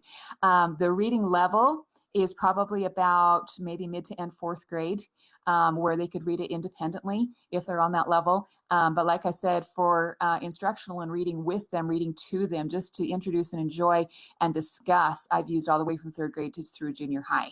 So couple of other favorites that are not winners, but good ones. The Girl with the Silver Eyes by Willow Davis Roberts. Good one for probably upper elementary independent reading. This girl has an unusual trait, so it might go into a little bit of the realm of science fiction, and yet it's not real far-fetched that her mother had something happen or a drug that she was given when she was pregnant, and so she has this ability that is kind of physically evident by her silver eyes, and so how she deals with being a little different and how to use her traits, but not scare people off and not be too weird that people don't want to be her friend and things like that. So again, some good concepts for discussion that I just really enjoyed. And one other is kind of a fanciful one. It's called Nora's Castle. I think it was originally a Japanese book. It is a Japanese author, but this girl who finds this abandoned castle out in the out in the meadow and decides that she's going to go explore it, and kind of takes her imagination with her as she discovers the inhabitants of this castle, who are the rabbits and the spiders and all these different things, and her dog and bear and doll that she takes along with her to have a picnic. And so a little bit fanciful, but also in imagination, and but also not too far off from reality. So just a good discussion of some of those things, that you can find those friendships and that imagination no matter where you go. So I don't know if that was long enough, but those are the books that I wanted to share. So. Thank you, Bonnie. Thank you. Any questions for Bonnie? Excellent books. Books I hadn't heard of, and books that we can put in our shopping list. Thank you, Bonnie. Thank you. Very well prepared. Nicole, would you like to be next, please? Yes. Actually, while Bonnie was presenting, the fire alarm was going off in my apartment, and I was like, hopefully there's not a fire, but it goes off all the time. Oh, so great. Oh, great. Anyway, it has a loud ringing noise, and I'm like, oh no. Anyway, so I am lacking on the Caldecott stuff. I looked in my local library, and it said it had it, but I don't get into the picture book section, and I could not find what I was looking for. But I do have a list, and I thought I would just mention a couple that we have actually already talked about. There's Grandfather's Journey by Alan, illustrated by Alan Say, and I think you pulled that one out before. That's from 1994. Smoky Moon by Sharon Creech, illustrated by Sharon Creech. And then the other one that I recognized was Snowflake Bentley, illustrated by Mary Azarian. And so I was gonna pull some and show them, and then I went into my library, my local library, and I could not find them. So it's like, I'll just mention them. That's the purpose of that survey. That's the purpose of that little survey. What's in our libraries and what can we do to help, and what do they have? We don't know. Yeah, thank you for that. Picture books is that area where I am really lacking, and so every time somebody's like picture book, ooh, that could be kind of good, and I would love to pull that into my classroom, but I had not yet. It's a keyword. However, I have some Newberries and then some that I like. And so I was in charge of the 1990s, which was great because that was my childhood. And so a lot of these books I remember. There's Number the Stars by Lois Lowry, and she actually got the Giver in 1994 too. So I don't have a physical copy of Number the Stars, but great book for upper elementary. It's all about the Holocaust, and it's fantastic. I remember reading it in elementary school and learning about the Holocaust that way.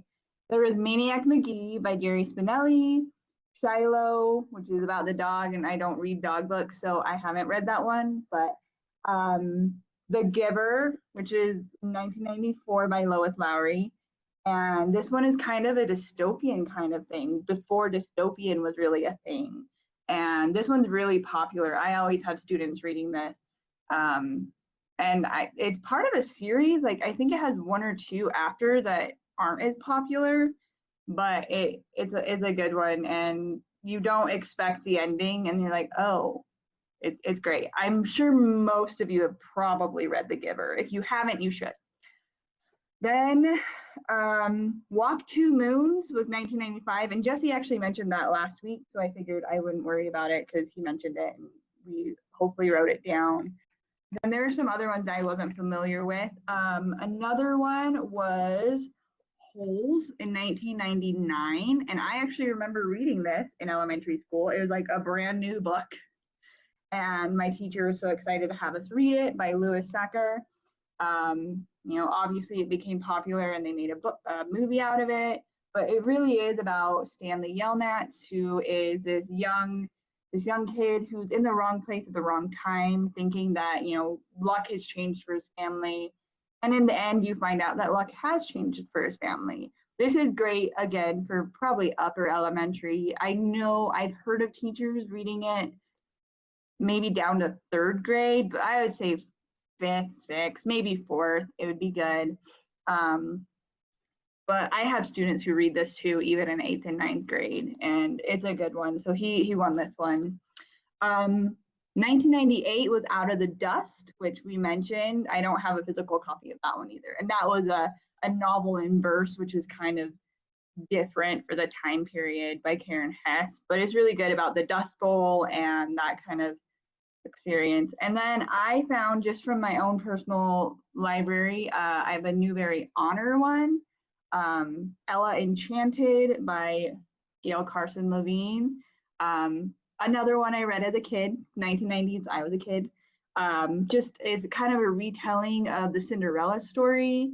Don't watch the movie. The movie is not as good as the book, but you probably have. And this one just is all about this girl who, you know, she's living this life that she never expected. She has this curse that makes her do things that she doesn't want to, and she's trying to find a way to break that and, you know, build relationships where that's used appropriately, and it's a good one. So those were my like Newbery ones, and then I just picked some that I like. These are all probably upper elementary. maybe early junior high-ish, but I would say probably anywhere from 4th to 6th grade is probably the best bet. I have a couple more by Lewis Sackar. These are the Wayside School ones. I picked these just because I love them. They're easy to read. They're pretty simple and they're funny. Last year at the beginning of September, we had this giant windstorm and our power went out at the school and we had to keep the students there until we could get the buses there to take them out. And we were sitting in the dark. And so I picked one of these and I was reading to an 8th grade class and they were digging it. They were into it. It's funny. It's funny and it kind of shows the ridiculousness of school sometimes. So anything by Lewis Sackar is pretty good. Then this one I discovered last year, and it's called Al Capone Does My Shirts by Jennifer Poldenko. And the SPED English teacher at my junior high reads these, and there's four books in the series. She reads these with her English classes. Starting 7th grade does this one, 8th grade does the next one, 9th grade the next one.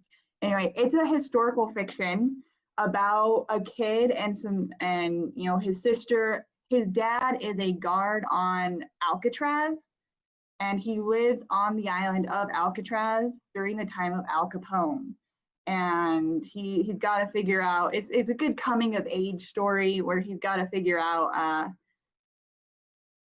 who Al Capone is, but he also has to deal with having a sister that has a mental disability, and in the time of, you know, the 1930s. So it was, I covered her class once and I read part of it, and I asked to borrow a copy so I could read it. And so this is fantastic. Again, I would say this is 5th, 6th to 7th grade.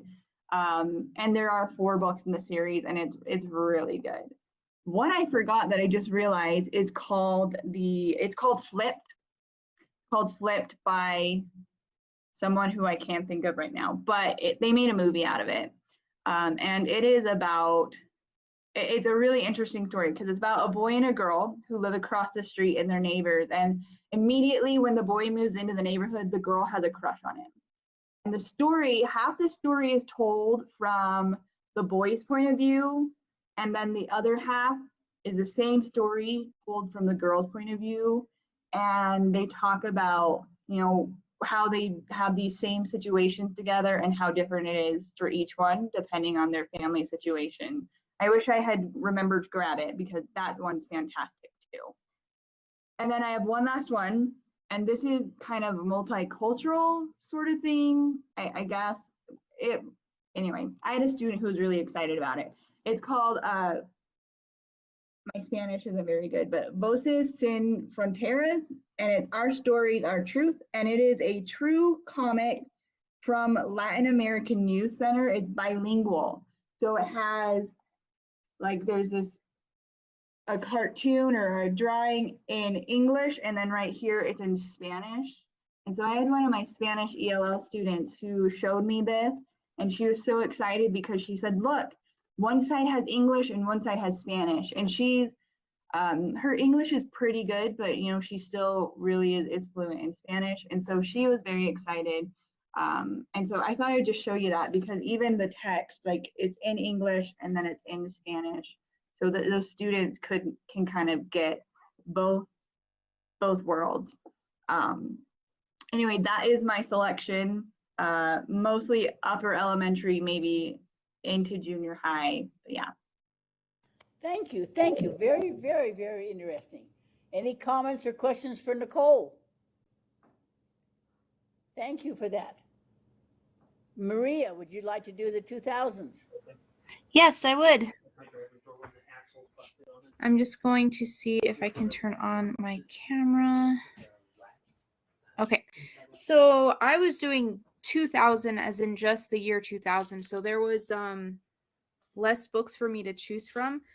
So the book that I chose that was the Caldecott winner or honor book is Sector 7 by David Weisner. And this is a wordless picture book. What I like about it is that at the beginning, it looks like the child is visiting the Empire State Building in New York, and a cloud visits him and takes him away to a new world called Sector 7. And it's just a wordless picture book, so the kids can make a lot of inferences as they're looking through this. I really like David Weisner's books because I read them in my classroom with my ELL kids. One of the other ones that I use by him is called Tuesday, and that one's weird, and the kids love reading that. And then the Newbery book that I wanted to show you guys, but it didn't come in the mail yet, is called Bud Not Buddy. I haven't read it, which is surprising to a lot of my students, but it is about a young boy, I believe he is 10 years old, who lives in the 1930s in Flint, Michigan during the Great Depression, and he decides that he is going to find his biological father. And it's apparently a very heartwarming book, and it's an easier read, so the kids that are reluctant readers would enjoy it. It's something on my list for me to start reading. Two books that came out in the year 2000 that are very famous are Esperanza Rising, which is about a young girl who lives in Mexico. She lives in a privileged family, but her father passes away, and she now has to move to California and learn to work. And she's put to work. She learns the struggles of people that work, and it's just a nice coming of age story for multicultural students. My ELL kids love that book as well. We've read it together. And then Harry Potter and the Goblet of Fire came out in 2000 as well. And then I wanted to share 3 books that are not from 2000 with you guys, since I didn't have many books from that time. One of them I just read with my students today. It's called The Longest Let's Go Boy. And if this book does not make you cry, you have no feelings. This book is about an older dog who is going on his last walk with his owner before he passes away.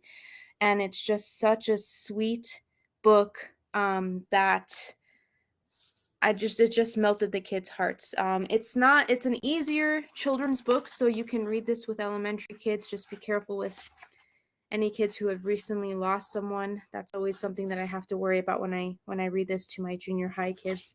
Another book that I read yesterday to my ELO kids, it is another children's book. This one is called, I don't have it with me, it's in my classroom. It's called The Magic Ramen, the story of Momofuku Ando. And I love reading books about true stories to my ELO kids, specifically children's books. This is about the creator of instant ramen and how he came up with the idea to create instant ramen for the Japanese people. And the last book that I wanted to share with everyone came out in 2020. The Magic Ramen came out in 2019. This book is a novel in verse, so it is a realistic fiction book that is written in poetry form, and it is called The Land of Cranes by Ida Salazar. And this book got me so emotional that I decided to order it on Donors Choose for my 8th graders to read next year. This is about a young girl who lives in California. Her name is Batita, and her father is deported by ICE. And her mother is pregnant with a second child, and they have to flee, thinking that they can go back to Mexico to be with her husband who was deported, but they get detained. And the whole story is about them being in a detention center in California while the mother is pregnant. And Batita doesn't understand what's going on because she's a young girl. And it's in her perspective about being in a detention center, seeing how these people are treated, and being treated that way herself, and the struggle of watching her mother be a mother to everyone else that is in the detention center and not worrying about herself, who is 9 months pregnant and is about to give birth in this detention center. It is told in poetry form. Batita is a young poet and an artist, so there's a lot of pictures in the book as well, and poetry that she writes to her father from the detention center. And it's just such a heartwarming young book, and I recommend it to everyone. Sorry I didn't have more books, but that's my list. Thank you. The books I'd never heard of. I'm glad to know some things. Thank you. Okay, I cut the first part of our class short so that we'd have more time to share. So you can see on our schedule there, the break was up until 6, but we get to share to 6:50. Now there's 23 people. You don't have to share every time, but you're welcome to share something now if you want to. And we're starting at the end of the roll because Corinne's always last. So Corinne, anything you want to share this evening? I just wanted to say that I tried to check out A Tree is Nice, the one that you showed us, one of those early Caldecott books, and my local library had it, but it was so old and precious that they wouldn't let me take it. But they let me take it out and read it, and it was super cute. It's a story about seasons, and I'm looking for those, so I think I'm gonna buy it. All right. Andy, anything you want to share?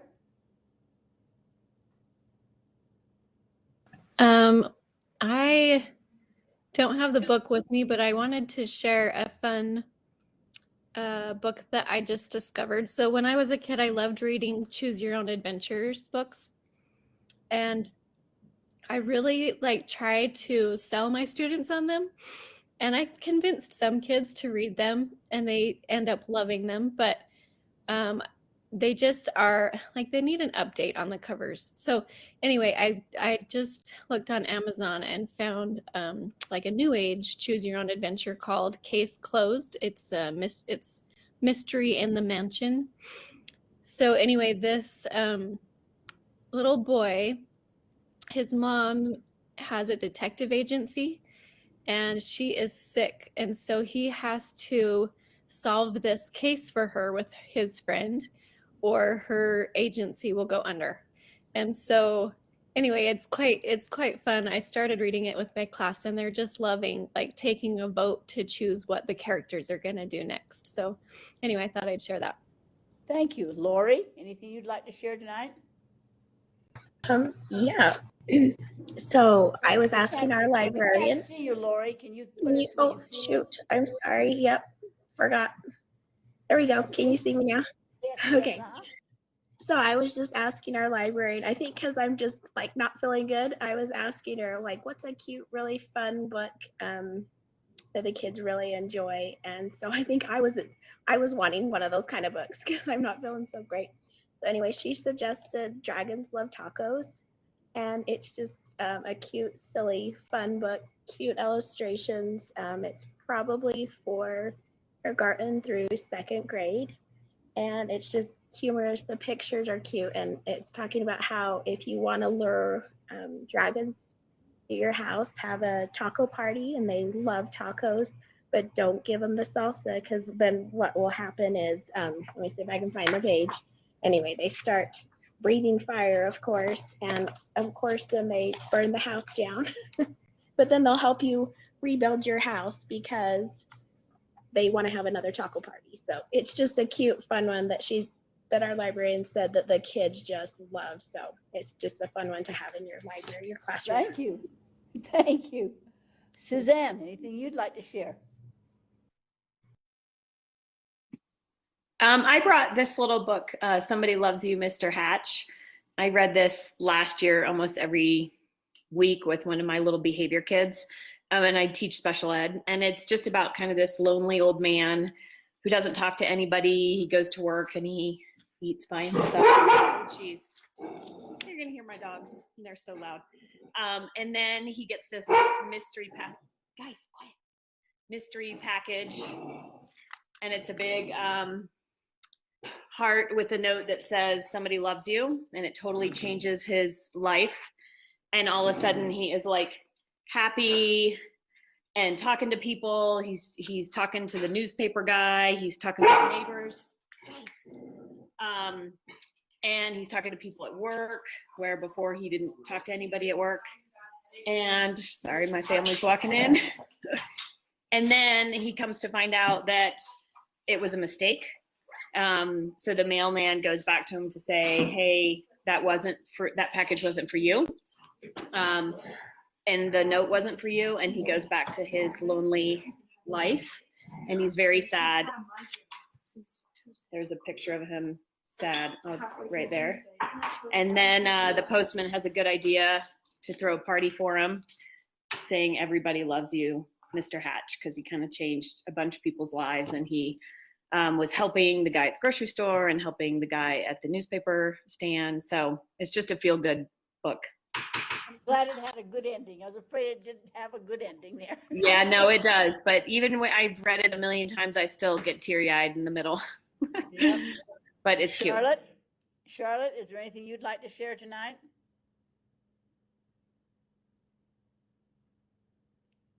Charlotte Severe, can you hear us? We can't hear you, Charlotte.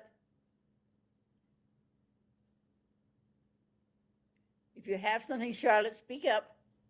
You don't have to bring something, but you can if you want to. Maybe she can't hook on. Sarah, do you have something tonight? Yeah, I brought 2 books that I wanted to share tonight. And I picked 2 that are my favorite to teach from. I teach first grade. The first one is called The Way I Feel by Janan Kane. And this one I use to teach feelings and emotions that kids might be feeling. We use it at the beginning of the year, and really kind of helps my first graders deal with some anxiety of coming to school all day and being away from their moms all day. And, you know, some of the kids from kindergarten, maybe we only run a half-day kindergarten. It's just such a big adjustment for the kids. And so I use this one a lot to teach the kids how to feel different feelings and how to talk about them. So I really love that one.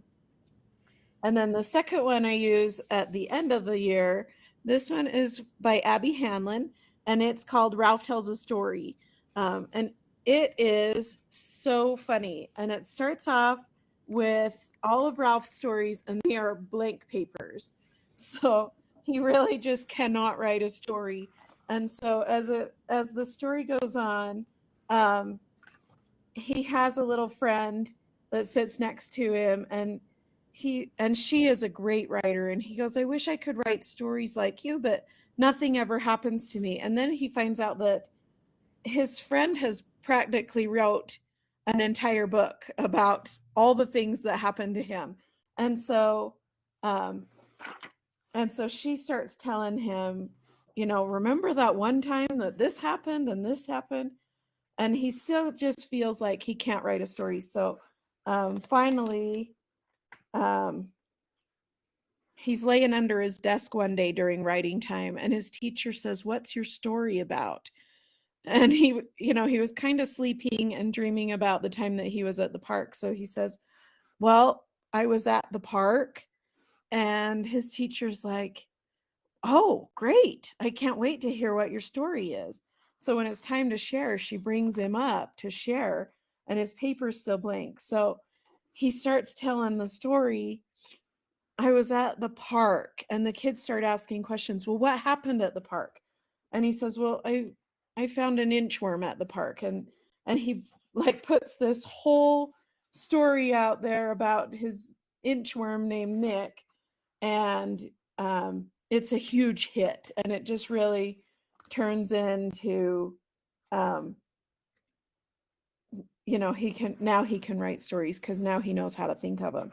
So it gives the rules for writing at the end, and then at the end it also tells all of the stories that he's written and all the funny titles. So that book I use at the end of the year, right before we write our big writing project for the year, is a personal narrative, and it ends up being 3 pages long. And so this really helps the kids understand what they're supposed to do.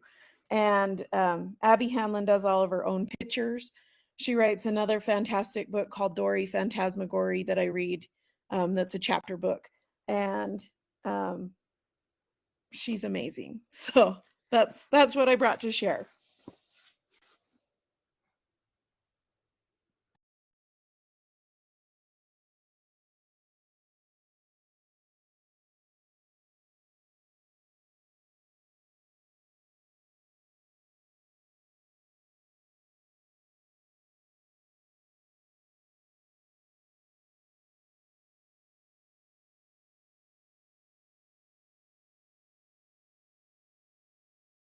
Amy, do you have anything to share, Amy? No, not this week. Teresa, do you? Not today. Tony, did I miss Tony? I don't today. Okay. Marcia. Yes, I brought something. This is from my personal library. It's just an old book in my collection. It's from 1960. So I thought it'd just be fun to show off something old. Who Will Be My Friend by Sid Hoff. And the illustrations are pretty simple. Half the pages are black, white, and brown, and then half the pages have more color to them, but not a lot of color, so they can be printed. A story probably for pre-K or kindergarten early readers. Somebody that moves in and wants to become friends with other people, so he figures out that he's going to show off how high he can throw the ball. And then everybody thinks it's really cool and they want to be his friend. So kind of just different how literature's changed. Yep, very timely though. We all need friends. Jesse, anything you want to share tonight? Oh, there's Tony. Tony, did you have anything? No? Tony?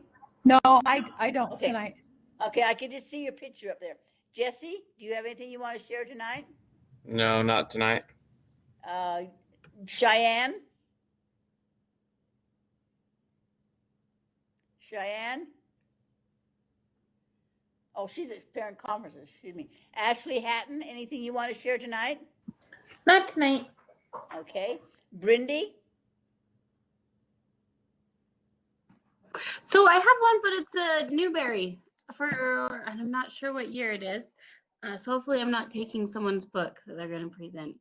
But this one is the Graveyard Book, and it is about like the Jungle Book story along that line, but it takes place in a graveyard.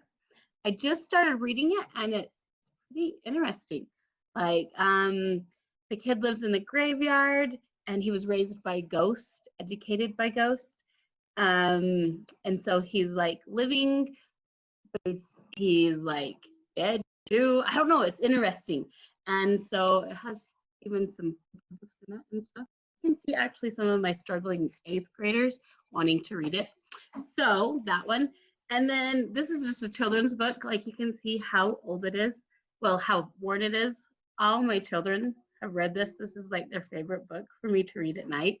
And it's about Silly Tilly and how she is a silly goose and is way too silly and does too crazy of things. So everyone tells her to stop. And then after she stops, they realize that it's kind of not fun anymore. Life is boring without her. And so then she starts being silly again, and they appreciate her more after that. And those are the 2 books. I love that Silly Tilly. I've seen that one before. Yeah, I love that one. We read it so much they memorized it. That's my kids. Tammy, anything to share tonight? Yes, I have a few wordless picture books.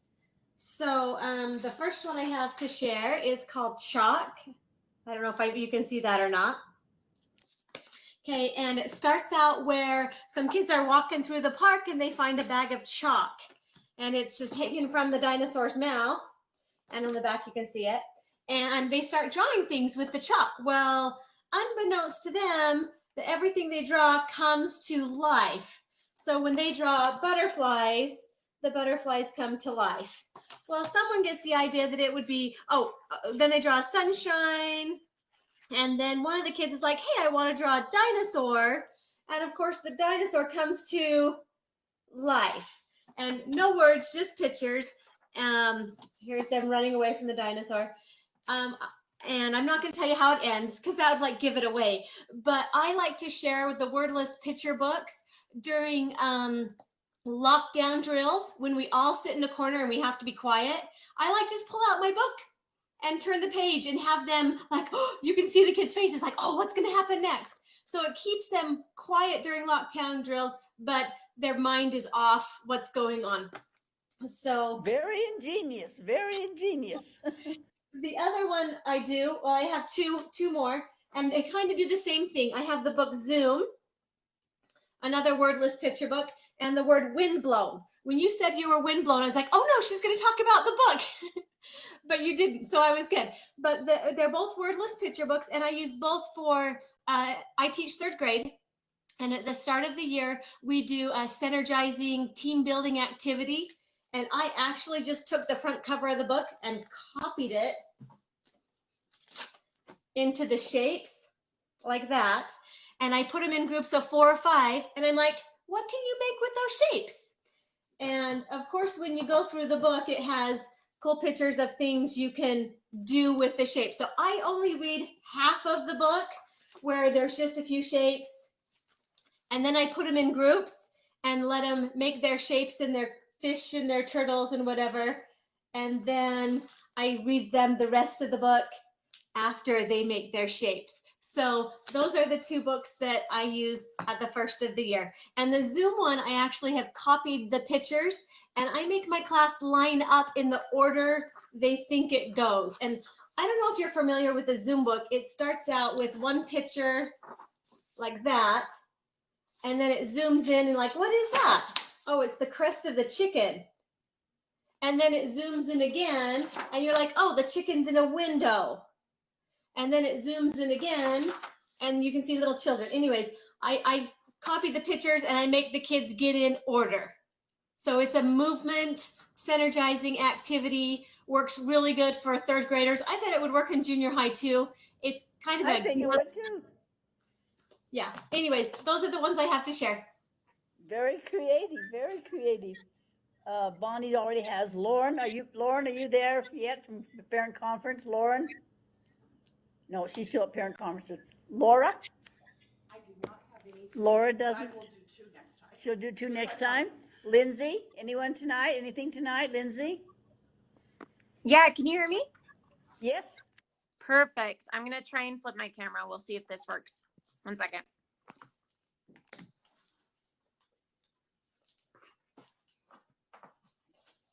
We can see it. Yep, perfect. So I just got the idea of this book from the Graveyard Book. This one's by the same author. It's by Neil Gaiman.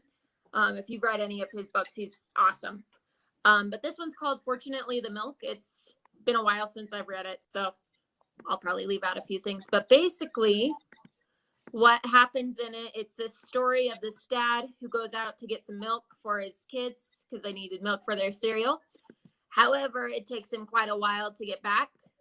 And so it's kind of this dad starts making up this story. I'll show you some pictures in a second of what happened, why he was so late coming back from the milk. For example, there's some aliens that come and they abduct him. And then all of a sudden he's up on a pirate ship. And there are some vampires at some point. And it's just very imaginative. And I think it's a good way to kind of talk about just story.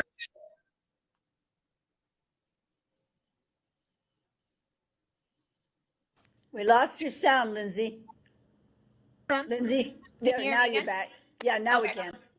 Yeah. Anyways, it's just kind of imaginative, and it's good for kids to be thinking kind of critically if this is a made-up story or if it's real or what really happened. Very quick too, which I like. Thank you. Did we skip anybody that wants to share now? Louise, it's Stacy. I'm back from SCPs. Oh, good. Good. Anything you want to share on books tonight? Yes, please. Okay. So I'm assuming everyone can see me. So I have a couple books to share. One of them is by Jacqueline Woods, and it was, somebody talked about it last week, Each Kindness. And so let me see if everyone can see that book. And I think it's a great story. It's got beautiful illustrations, and it's about 2 girls that live next to each other on a farm, and one's black and one's white.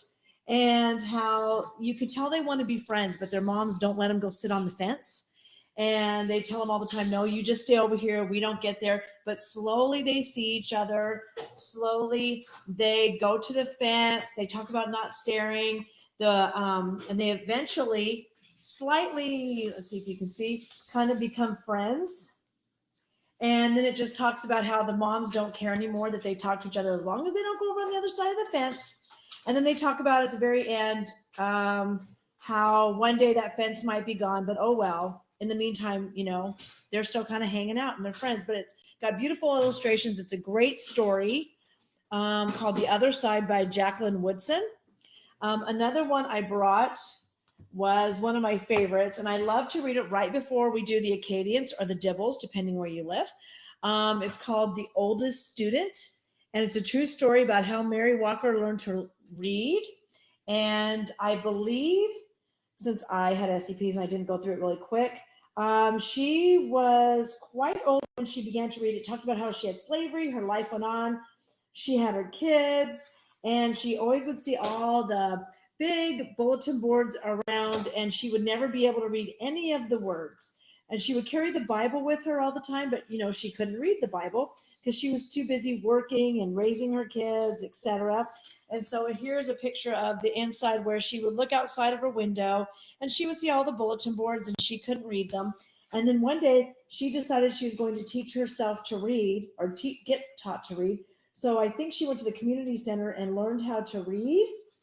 And she ended up becoming the oldest woman. Let's see, it says on here that on her, Lyndon B. Johnson sent her well wishes on her 118th birthday. And in 1969, President Nixon did the same. And she was 121 years old. And I think she learned how to read seriously when she was like over 100. It was like some crazy number that she was. And I can't remember it right this second. But she was considered by the U.S. Department of Education as the oldest woman to ever read in America. And it's great to read right before Dibbles. When you have those reluctant kids that don't want to read and they're kind of crabby about it. And I'm like, look, she waited her whole life to read just because she wanted to read the billboards that were around her neighborhood. And the last That's amazing. I've never seen that. It's a great story. It's by Rita Lorraine Hubbard. I apologize if this is anybody's year. I'm assuming it is because I don't think it's been out very long. And it's the illustrations are by a Caldecott winner, but it's not a Caldecott winning book. It is so great, and it's a great conversation. I have them go back and we write a quick paragraph about why would you not want to read? What are the benefits? What are the pros and cons? And then we actually debate it in class, and that's what we do in second grade. And the last one that's real quick. Wait, what's the name of that book?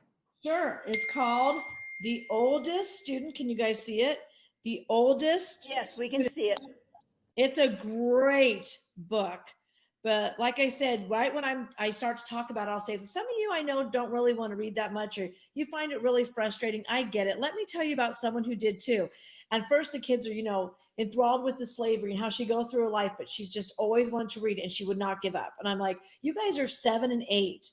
We need to read, because do you want to wait till you're 100 and whatever that she seriously learned how to read? It's crazy. Who lives to 120 to begin with? And the quick, cute one that I also liked is, I read The Proudest Blue. It came out a couple years ago to kids, and I can't say the word right, hijab, I think. And it's just a sweet, cute little story about how a girl is her first day of school and her sister's going to the first day of school, but it also happens to be her sister's older. It's also the first day of hijab, and how somebody tell me if I'm saying that wrong. And how she's wearing her hijab, I guess, right there. And just talks about the story, just a little bit about it. And how it talks about how mama's words, when kids yell at them and yell at her, that the mama's words say the only person that it bothers is the people who say it, that she should just let it roll off her back.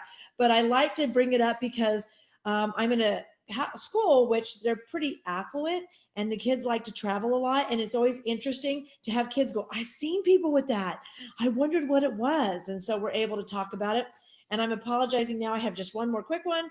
Those Shoes, for those of you that haven't read this story, it's about a boy who wants to get the really super cool, nice shoes. And he lives with his grandma, and they don't have the money to be wasting that for a want instead of a need. How he goes to all the thrift stores. He finds those pair of shoes that every single kid wears, brings them back, and then he puts them on. He brings them back. He puts them on, and they are way too tight. But he wants to wear them because, all the cool kids have them. And then he noticed another kid that had shoes like him that were pretty much duct tape. Or they had this little, I think, a bear on them because they didn't look right. And at the end of the story, he gives the shoes that he loves to his friend that didn't laugh at him when the other kids did, because he needed the shoes too. And so we have a whole conversation about how we should be grateful for what we have, and we shouldn't make fun of other people for how they dress. You know, there's just so many things you can go into. So sorry, you guys, I gave you 4. That's a powerful book, yeah. It is a powerful book, and kids talk about it a lot. And honestly, I don't know how many of you have read Midge's Fridge. I don't have it tonight, but my school is starting their food drive. So what better way to get them motivated than to read Midge's Fridge, which is about a girl that goes to another kid's house and they don't have a lot of food. I don't know how I felt comfortable I feel if I had a community where that is happening, but in my community, yeah, they're not. So it's good for them to know, and then go home and bring those cans for the food drive. Thanks. My little neighbor, Stacy's 100, and she wants to know if I'll teach her to drive. And I think I'll pass.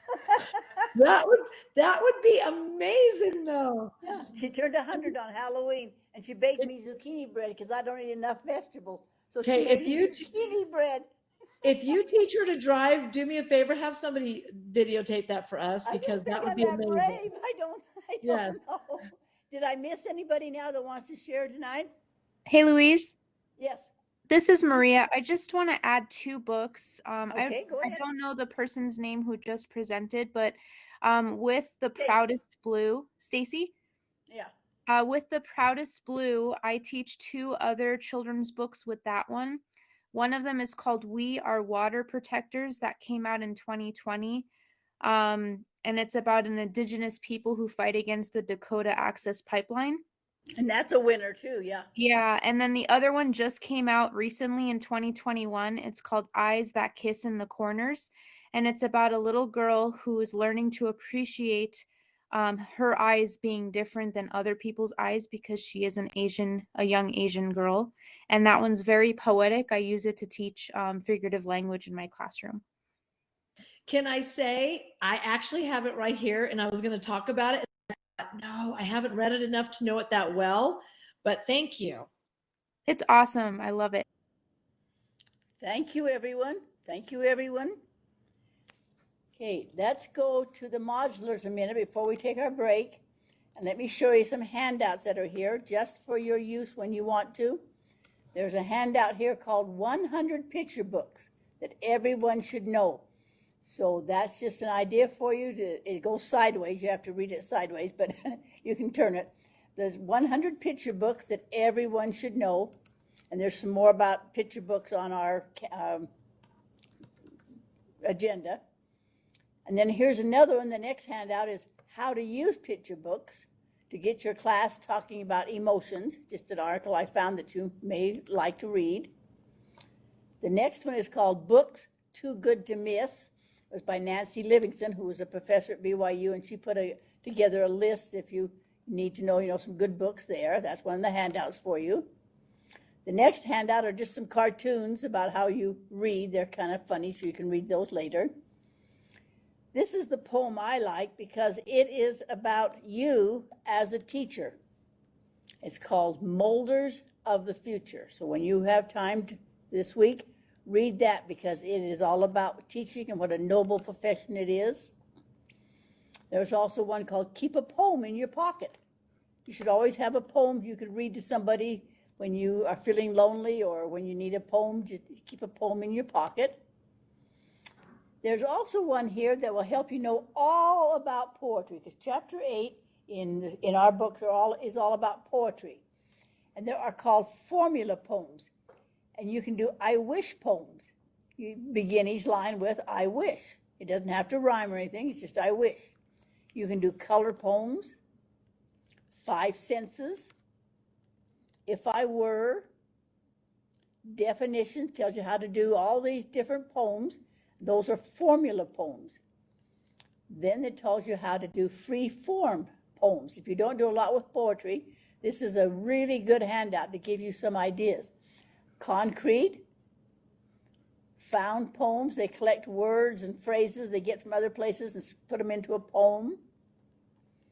Poems for 2 voices, that's always fun to do. Then if you want to do syllable and word count poems, they provide a structure that helps students to write. They're looking for just that right word. Remember we talked about in that 3rd chapter, what's just the right word? There's haiku. It tells you how to do it. It's a Japanese form. 17 syllables of 5, 7, and then 5 syllables. Tanka is also a Japanese form that tells you how to do it. There's another handout called What is a Sinequin? And it's Sinequin, and it's on our handout, but it tells you how to do that, and it's fun for the older students to write like that. So there's a whole bunch of things here about how to do poetry. Poetry is kind of neglected. You can do rhymed verses like limericks. Limericks are always fun, and there's another handout on Canvas about limericks. Model poems, apology poems, invitation poems, if I were to change the world poems. Here's one, I wish poems, or just simply take like a word like literacy and write a poem about literacy like that. Here's what Sinequin means. So I put these handouts on just for you to do poetry. The next handout, when you have time, is a poem called Like Captured Butterflies, one of my very favorite ones. The next handout is called Limericks, so you can, if you have never done limericks, they're fun to try. Then there's one here about poetic dialogue and how you can really get into poetry. Tells you all the steps. This is by Ron Rohack. He started doing it with the ELL students and found they just loved it. And there's quite a handout here that tells how to do these kind of poems. And he has some samples, and they're fun to read. So that's a handout for you if you need to use it, would like to use that. And then there's one called Choosing and Sharing Poetry with ESL Students. So those are the handouts tonight. Okay, let's take our break, come back, and I'll share the ones I have, and then we'll get ready to go home. So thank you, everybody. It's been wonderful to listen to your poetry, and we'll take a 10-minute break now. See you in 10 minutes.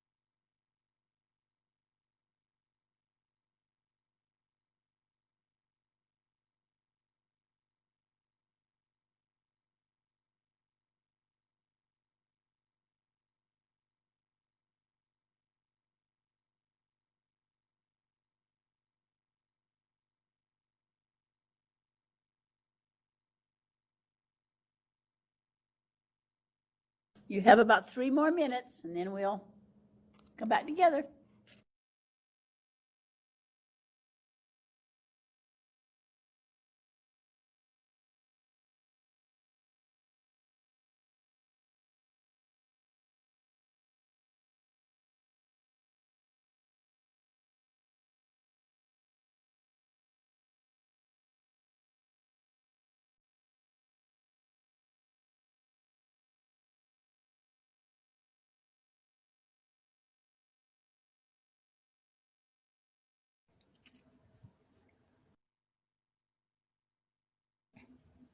Louise, I'm right here. this is Maria. I emailed Chris and asked her what would work best for her for my meeting. Are you available on Friday at 5:30? This Friday, yes. Yes. Okay, she is available as well, so I will just have her create a Zoom meeting for us to meet if that's okay. That's fine, Maria. Thank you. 5:30. Thank you. Thank you.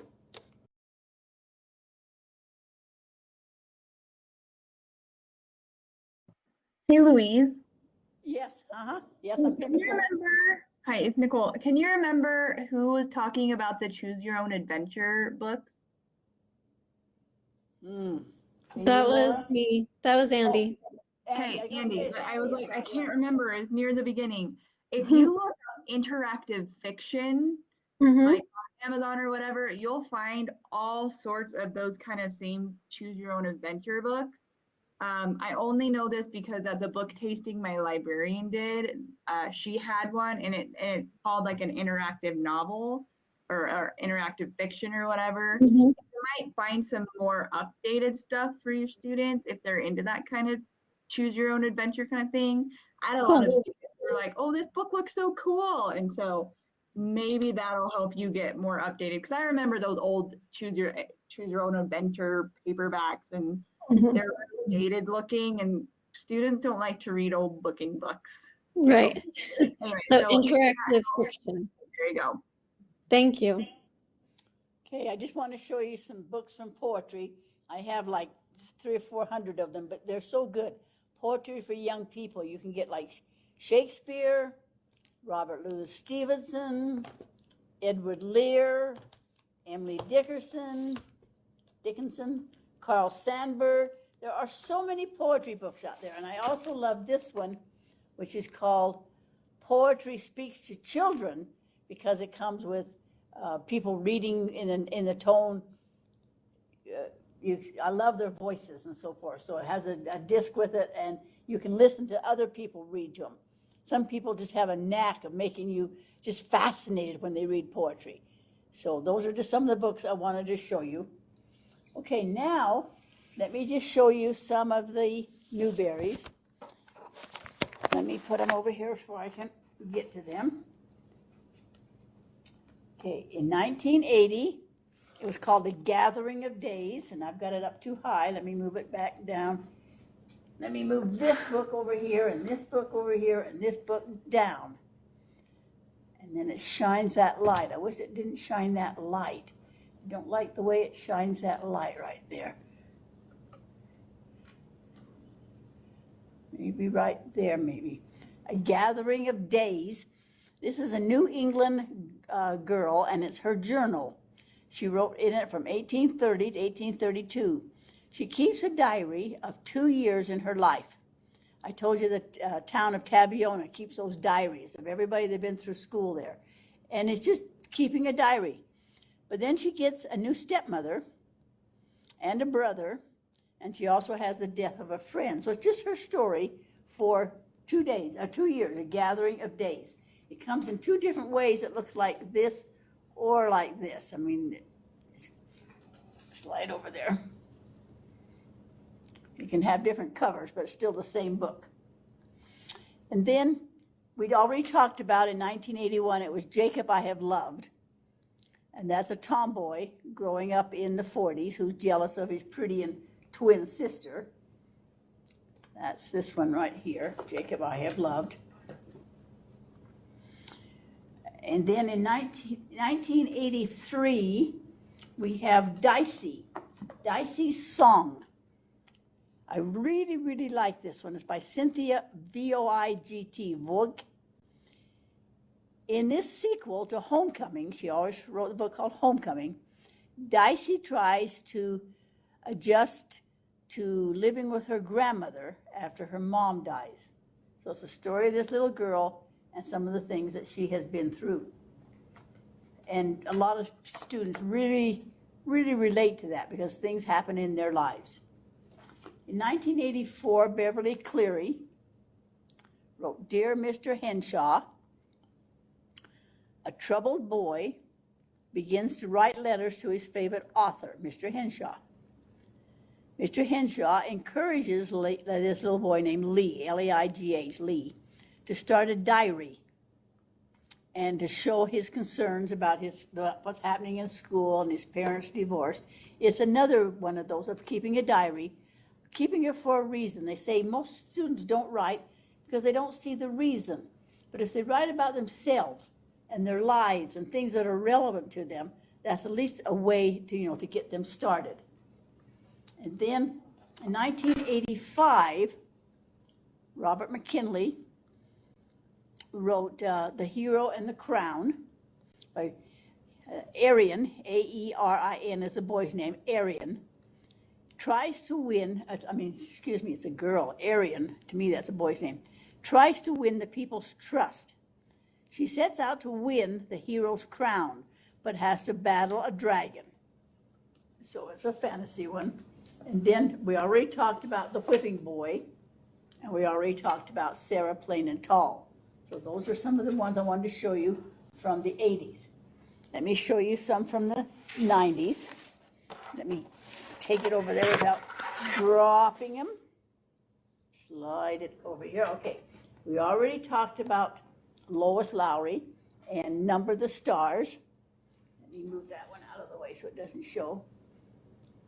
Number the Stars. 10-year-old Anna Marie and her family help a Jewish family escape from the Nazi soldiers in Copenhagen. We already talked about Maniac McGee. That's a favorite of a lot of the people. Jerry Spinelli, he's a tremendous writer. It's about Jeffrey. He's a runaway, but they call him Maniac. He has remarkable athletic ability and remarkable courage. He's a white boy who finds a home with a black family until reverse racism forces him to find another home. So it's another way to show that it can happen, both ways. Another one I like is a series called Shiloh. And of course, it's about dogs. Everybody loves dogs. We had some barking tonight. Everybody loves dogs. I have St. Bernards. They're big. But anyway, this one is Mary Peterson finds a mistreated dog that belongs to the neighbor. The neighbor is named Judd Travers. But he hides the dog and tries to hide him so you can't see that he stole the dog. And finally, he works to own the dog and learns how to take better care of animals. So it's about animals and taking care of them. In 1983, there's one called Missing May. Summer, that's the girl's name, has been raised by her aunt and uncle until she was 6. But then her aunt dies and how your life changes. Another one that students relate to a lot. We already talked about The Giver. In 1994, we have The Dragon's Gate. I didn't care for this one too much, but his dream turns into a nightmare. It was an honor book, and I checked it out of the library years ago and found out no one had ever checked it out. An accident forces Otler to flee his home in China. He's more and ready to join his father in California. They work on the Great Transcontinental Railroad. So it's a story a little bit of the ones that lived up in Utah in the camps when they were making the railroad. We already talked about Walk Two Moons. That was in 1995. That's where Sal tells her grandparents about her friend, Phoebe Winterbottom, whose mother left the family in the same way that Sal's mother once did. So a lot of students relate to that one. In 1996, it's called The Midwife's Apprentice by Karen Cushman. Alice is her name, A-L-Y-C-E, Alice, was formerly called Brat and Beagle. She helps a midwife in exchange for food and shelter. Most of the students that I helped read this in 7th and 8th grade didn't relate to it real well. They didn't really know what midwives were. They just didn't understand that one, so it wasn't too popular. Another one I liked, we already talked about the Moore Child, The View from Saturday. It was a winner in 1996 by Karen Cushman. Excuse me, I got the wrong one. The View from Saturday by E.L. Koningsberg. This is 6th grade students win the academic bowl over the 7th and 8th grade students. So the 6th graders really love it because all of a sudden, they won the academic bowl and beat the older students. We already talked about Out of the Dust, the story of the Dust Bowl. And we talked about Ringer, and we've talked about Holes. So all of those are great, great books. Let me show you some Caldecott, and let me move them over here so there's more room. It won't be in the way here. I only brought just a few Newbery ones. All right, let me look at the... Now, I also wanted to show you that on Canvas, let me show you what I'm talking about so you won't get mixed up. On Canvas, I put a short summary. So if sometimes I hear people say, I'm writing as fast as I can, well, you don't need to, scribble down. I'm scribbling as fast as I can. Because down at the bottom of Canvas, I put the Newberries from 80 and 90, just a short little spiel about each one of them, and the Caldecotts from 80 and 90. So we'll look at those. And then the last one I want you to look at is, I think this is amazing, 50 Newbery Award, they spelled award wrong, 50 Newbery Award-winning books and why every kid should read them. So it goes through the latest ones and why they think every child should be reading them. What, in 1921, 20. So this is a good list and gives you a good little summary here about each of these are the newest books that are out right now. So that's a good handout there for you. But if you hadn't had time to write all this down that people are talking about, I did do that little summary for you. Now let me get the Caldecotts and we'll talk about those. Let me slide these over here.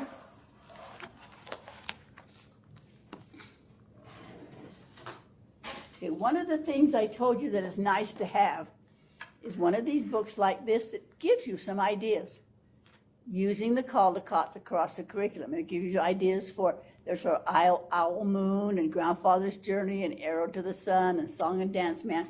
But it gives you some clues of what things to do for them. Just simple things, but they're still good things to do. So let me show you in 1980. This one is called Treasure. Let me get the Caldecotts in 1980.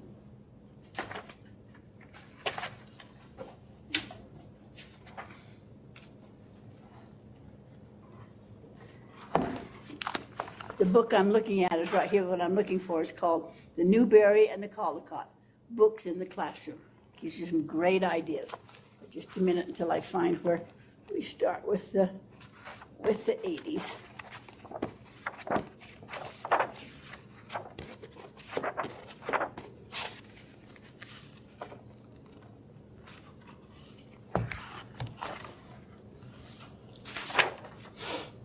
Okay. Always watch for this name right here.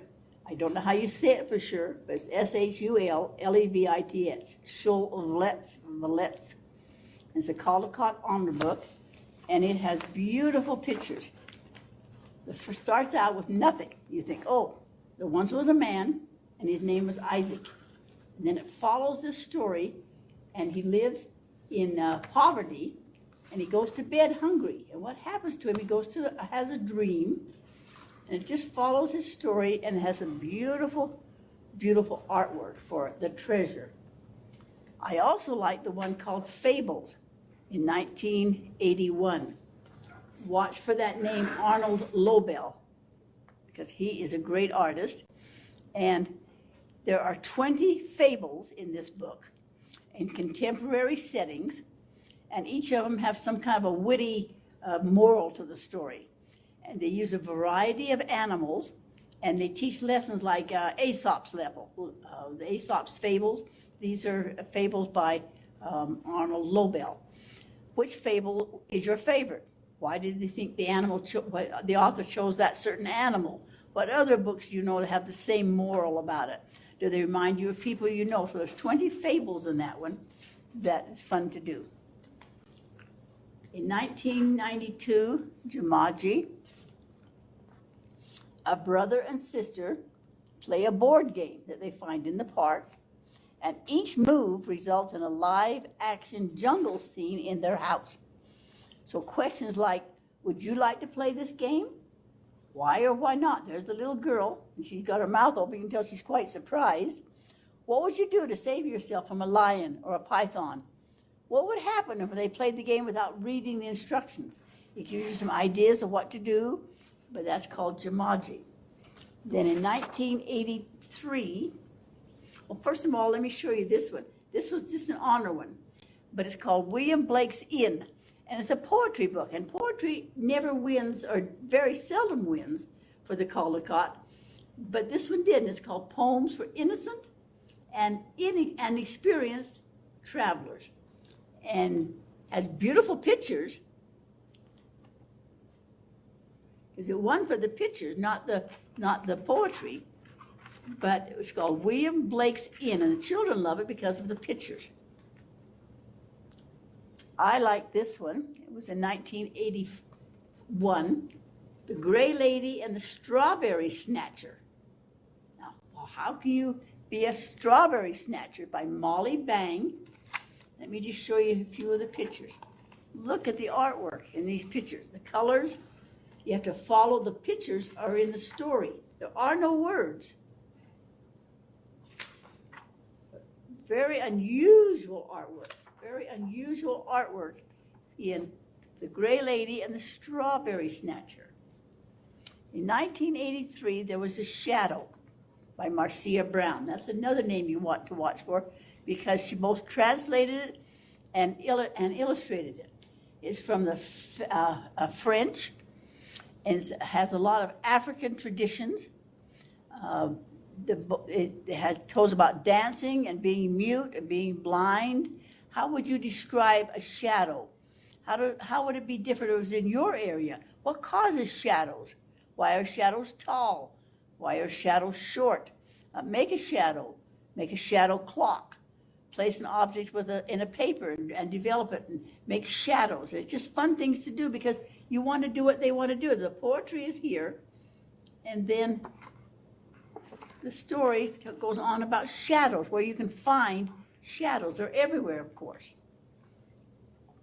In 1984, an honor book was also Red Riding Hood.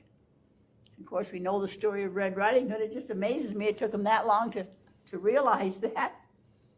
In 1984, the winner we just talked about was The Glorious Flight, going across the channel. Everything they went through to go across. Louis Belote goes for a drive with his family and sees a great white airship, he called it. He was inspired to build his own flying machine. So on July 25th, 1909, he made an historic solo flight across the English Channel. So you could ask the children, would you keep trying after your first plane failed? Why or why not? How's flight changed since this first airplane? Would you like to be a pilot? What did you feel like in your feelings when you were flying in the air? And are you afraid? We've already talked about St. George and the Dragon in 1985. We talked about when the relatives came. In 1986, of course, we all know the Polar Express. Late one Christmas Eve, a boy travels by train to the North Pole. Santa gives him a bell. The boy loses it on the way home, but he finds the bell under the tree in the morning. How did it get there? How would you like to go to the North Pole? Is this a real story or not? How would it be different if the family had opened their gifts on Christmas Eve instead of Christmas morning? Do you have a possession that you think is very special? And of course, we talked about the work being quite dark because they're going through tunnels. They're riding that train up the hill. It's at night. But we all know the Polar Express. One that I get the biggest kick out of is King Bidgood's in the Bathtub. Have you seen that one? The kids will laugh their head off. This was in 1986. And it was only an honor book by the Woods. Always look for Audrey Wood and Don Wood. Audrey is the writer. Don Wood is the illustrator. Let me show you their names. Audrey Wood and Don Wood. King Bidgood is in the bathtub and he won't get out. How are we going to get him out? And they come in their dresses and they say, get him out. It's time to go to battle. And he plays in the bathtub and they bring more things to him. Everybody gets in the bathtub. What are we going to do to get him out? Everybody has these ideas of what to do to get King Bidgood out of the bathtub, and he just keeps bringing more and more things into the bathtub. He eats in the bathtub. He has a party in the bathtub. They dance in the bathtub. But how are we going to get him out of the bathtub? So they call for this little boy, this page, and he says, I know what to do. I know exactly. But he crawls in with him, and they have a party. There's the little boy in the bathtub. But he does come up with an idea of how to get him out of the bathtub. Any ideas what he came up with? He pulled the plug. And when he pulled the plug, the water went out, and King Bidgood got out of the bathtub. Let me move those over there. Another one, and here's that name again, this Zelensky, such a good one. It's a retold story, and it's Rumpelstiltskin. And it has some very pretty pictures in it. Very pretty pictures, the story of Rumpelstiltskin, and she had to spin the straw into gold. Rumpelstiltskin. Another one that's, I think is funny, is called Hey Al. Can you see a Hey Al? Let me see what year. He's 1987. A janitor and his dog escaped to an island in the sky. One morning they awake to find themselves turning into birds. After a thrilling escape, they discover home can be wonderful too. So was he dreaming? Do you think that he liked his job? Could he make his life better? Would you like to be a bird? Draw a picture of them going into other animals. Select a bird to research. What's the good and bad things that happen in your house? Do you like your jobs and so forth? Hey Al, a janitor in a school. In 1987, there was also Mirandy and the brother Wind. I like that one. I really like this one in 87 too.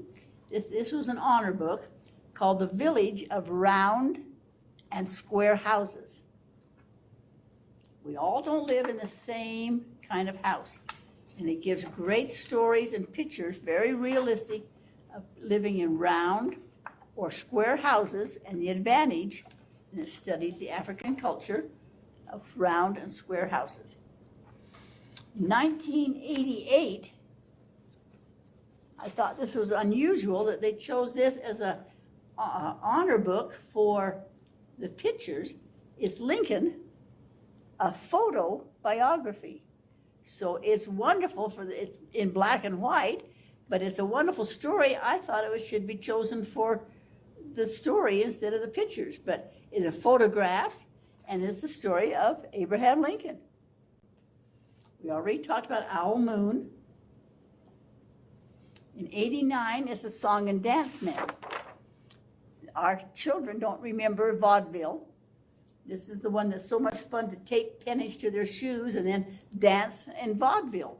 And it's a Song and Dance Man, Grandpa. He was a former vaudeville performer. he takes his grandchildren up to the attic. And in the attic, they find his old boiler hat. They find his old cane.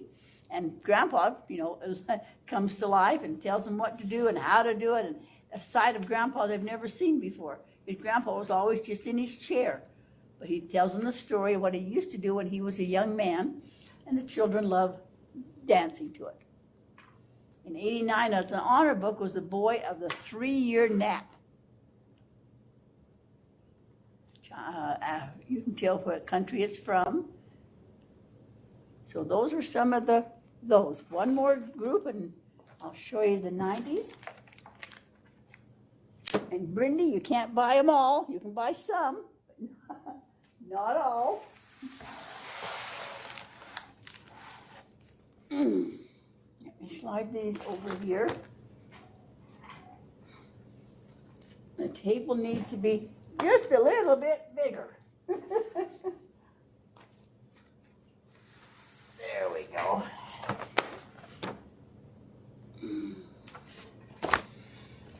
Okay, we talked about this one. A Red Riding Hood story from China. That was in 1990. In this version, mother goes to visit grandmother, and grandmother's called Popo, and the wolf comes to the children's home. And the children devise a unique way to outwit the wolf. Another one I thought was very interesting that year is an autobiography of Bill Pete, which to me is a story because the pictures are just black and white and I wasn't that impressed with them. And I wondered who Bill Pete was. But it's a very interesting book, but it's an honor book for the illustrations. The one I do like is in 1991. It's called Black and White. Let's see if I can get that so it's up here. By David McCullough. Get the camera to move up and in and not be quite so big. Okay. And, of course, if it's in black and white, it is in black and white, the important part, but the rest of it is in color. But it's a very interesting book because there's 4 stories in it. Seeing things, problem parents, a waiting game, and utter chaos. And you could read them separately, or you can make them interwoven to make one story. And why is it called black and white? What have your parents done that you think is silly? So black and white. We've already talked about Tuesday. This is that David Weisner. Always watch for his name. That's a wonderful artist. This is a wordless book. There's frogs on their lily pads. They float through the air on Tuesday evening about 8. So everything happens on Tuesday. Another one I think is really funny is an honor book. It's called The Stinky Cheese Man and Other Fairly Stupid Tales. So if you're reading the fairy tales, this is really funny. The children laugh their heads off at this, especially about 4th, 5th grade up. There's one called Chicken Little, The Really Ugly Duckling, The Tortoise and the Hare, Hair, Little Red Running Shorts, Jack Bean's Problem. So they're taking and they fracture the fairy tales. So after you read the fairy tales the right way, then you can read the fractured ones. We already talked about Mariette on the High Wire. How would you like to walk on that wire across there?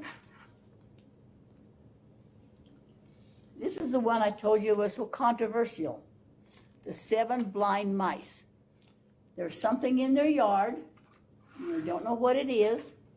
And each of them have to feel what it is and tell what it is. And some of them say it's a rope because they're feeling a trunk, or they're feeling it says a tree because they're feeling an elephant's leg. But the white mouse says it's an elephant. And because he discovers it and not the other colors, it's kind of been censored. So you have to watch that one in the libraries.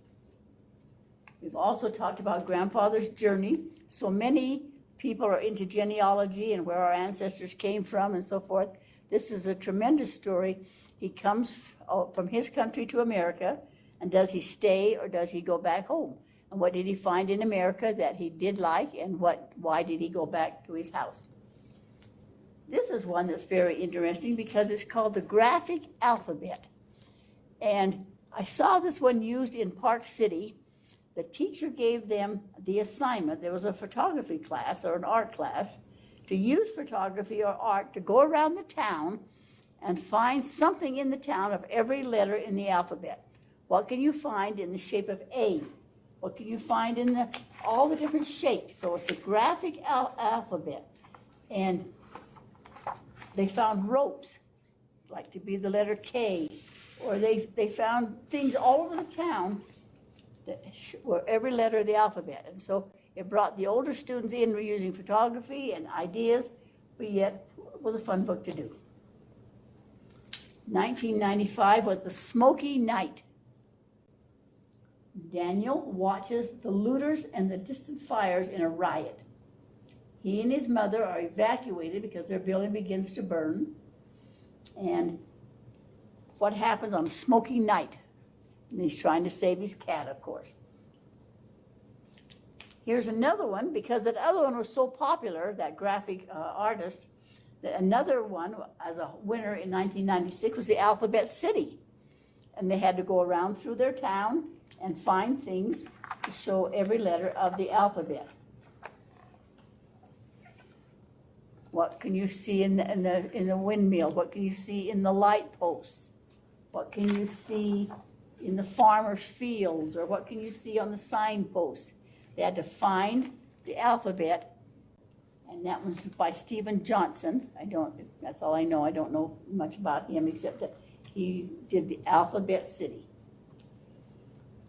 One that the students really like is Officer Buckle and Gloria. Sometimes at your school, you will have people come and give us safety ideas. A policeman will come and so forth. This policeman would come and he'd give the audience, the auditorium, clear full of people. But what he did not know is that he brought his dog with him.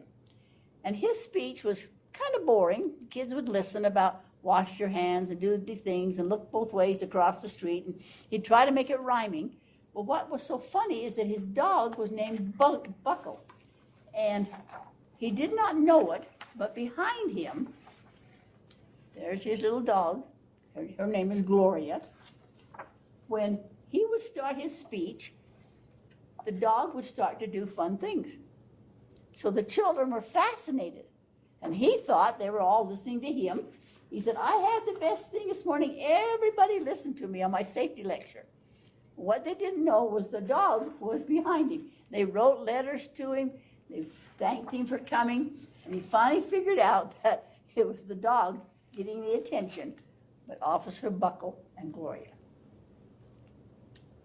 A Simple Thing as Being a Paper Boy was one of the honor books in 97. And it simply tells the story of this boy going out at night in the dark and delivering his papers.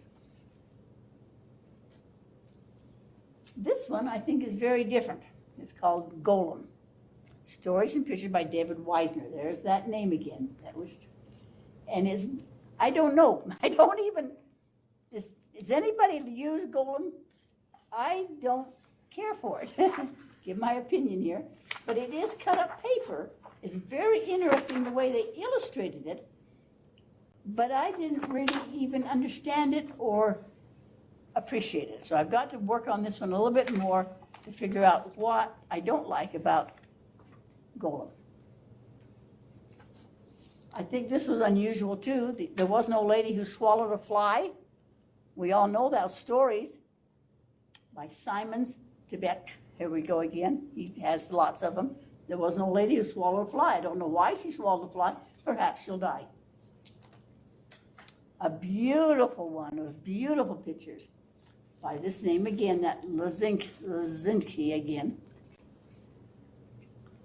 Here's Rapunzel again. 98. We talked about Snowflake Bentley. This is going to be a great one with snow starting to come in our area pretty soon.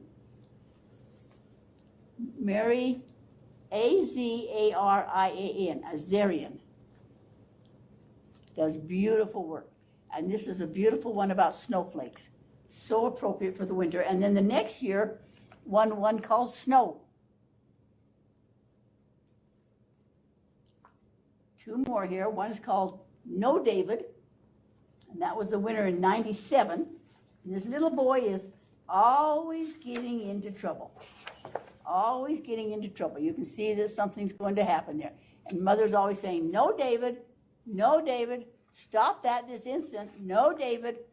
What happens to the little boy? Another one I really like in '99 was Duke Ellington. A very good story about a great pianist, Duke Ellington. And then the last one is just gorgeous. It's called Tibet Through the Red Box by Peter S.I.S. Beautiful, beautiful artwork. I knew very little about the country of Tibet. Never been there. A lot of writing, but beautiful, beautiful, beautiful pictures. Every one. And it tells a story on every page. This is the story called The Valley of the Giants. And as they do the story, they have these beautiful pictures with it. For the artwork, that's just priceless, priceless. So those are the ones that we've had for the 80s and the 90s. Okay, any comments, questions, anything we need to talk about? Remember for next week, let's see who does their presentations next week. We're in class 4. And then remember, we do not meet November 24th, the day before Thanksgiving. So next week, the people that will be presenting are down to the bottom of the list here. I encourage you to try poetry in your classrooms. The book has some great ideas, and those handouts are great ideas on how to do them. So next week, Kayleen will do the 2001s, Brindy, 2002s, Cheyenne, 2003, Jessie, 2004, Ashley H., 2005, Marcia, 2006, Teresa, 2007. That's supposed to be Tammy. I got the TA, not the MI, so Tammy will be doing 2008. Comments, questions? All right, you have time to post on Canvas now if you want to, or we'll see you next week. Any comments, questions as we leave? Thank you, everybody, for presenting some very interesting books. Okay, I'll be here if you need me. If not, it's your time to either go home or post on Canvas or read books.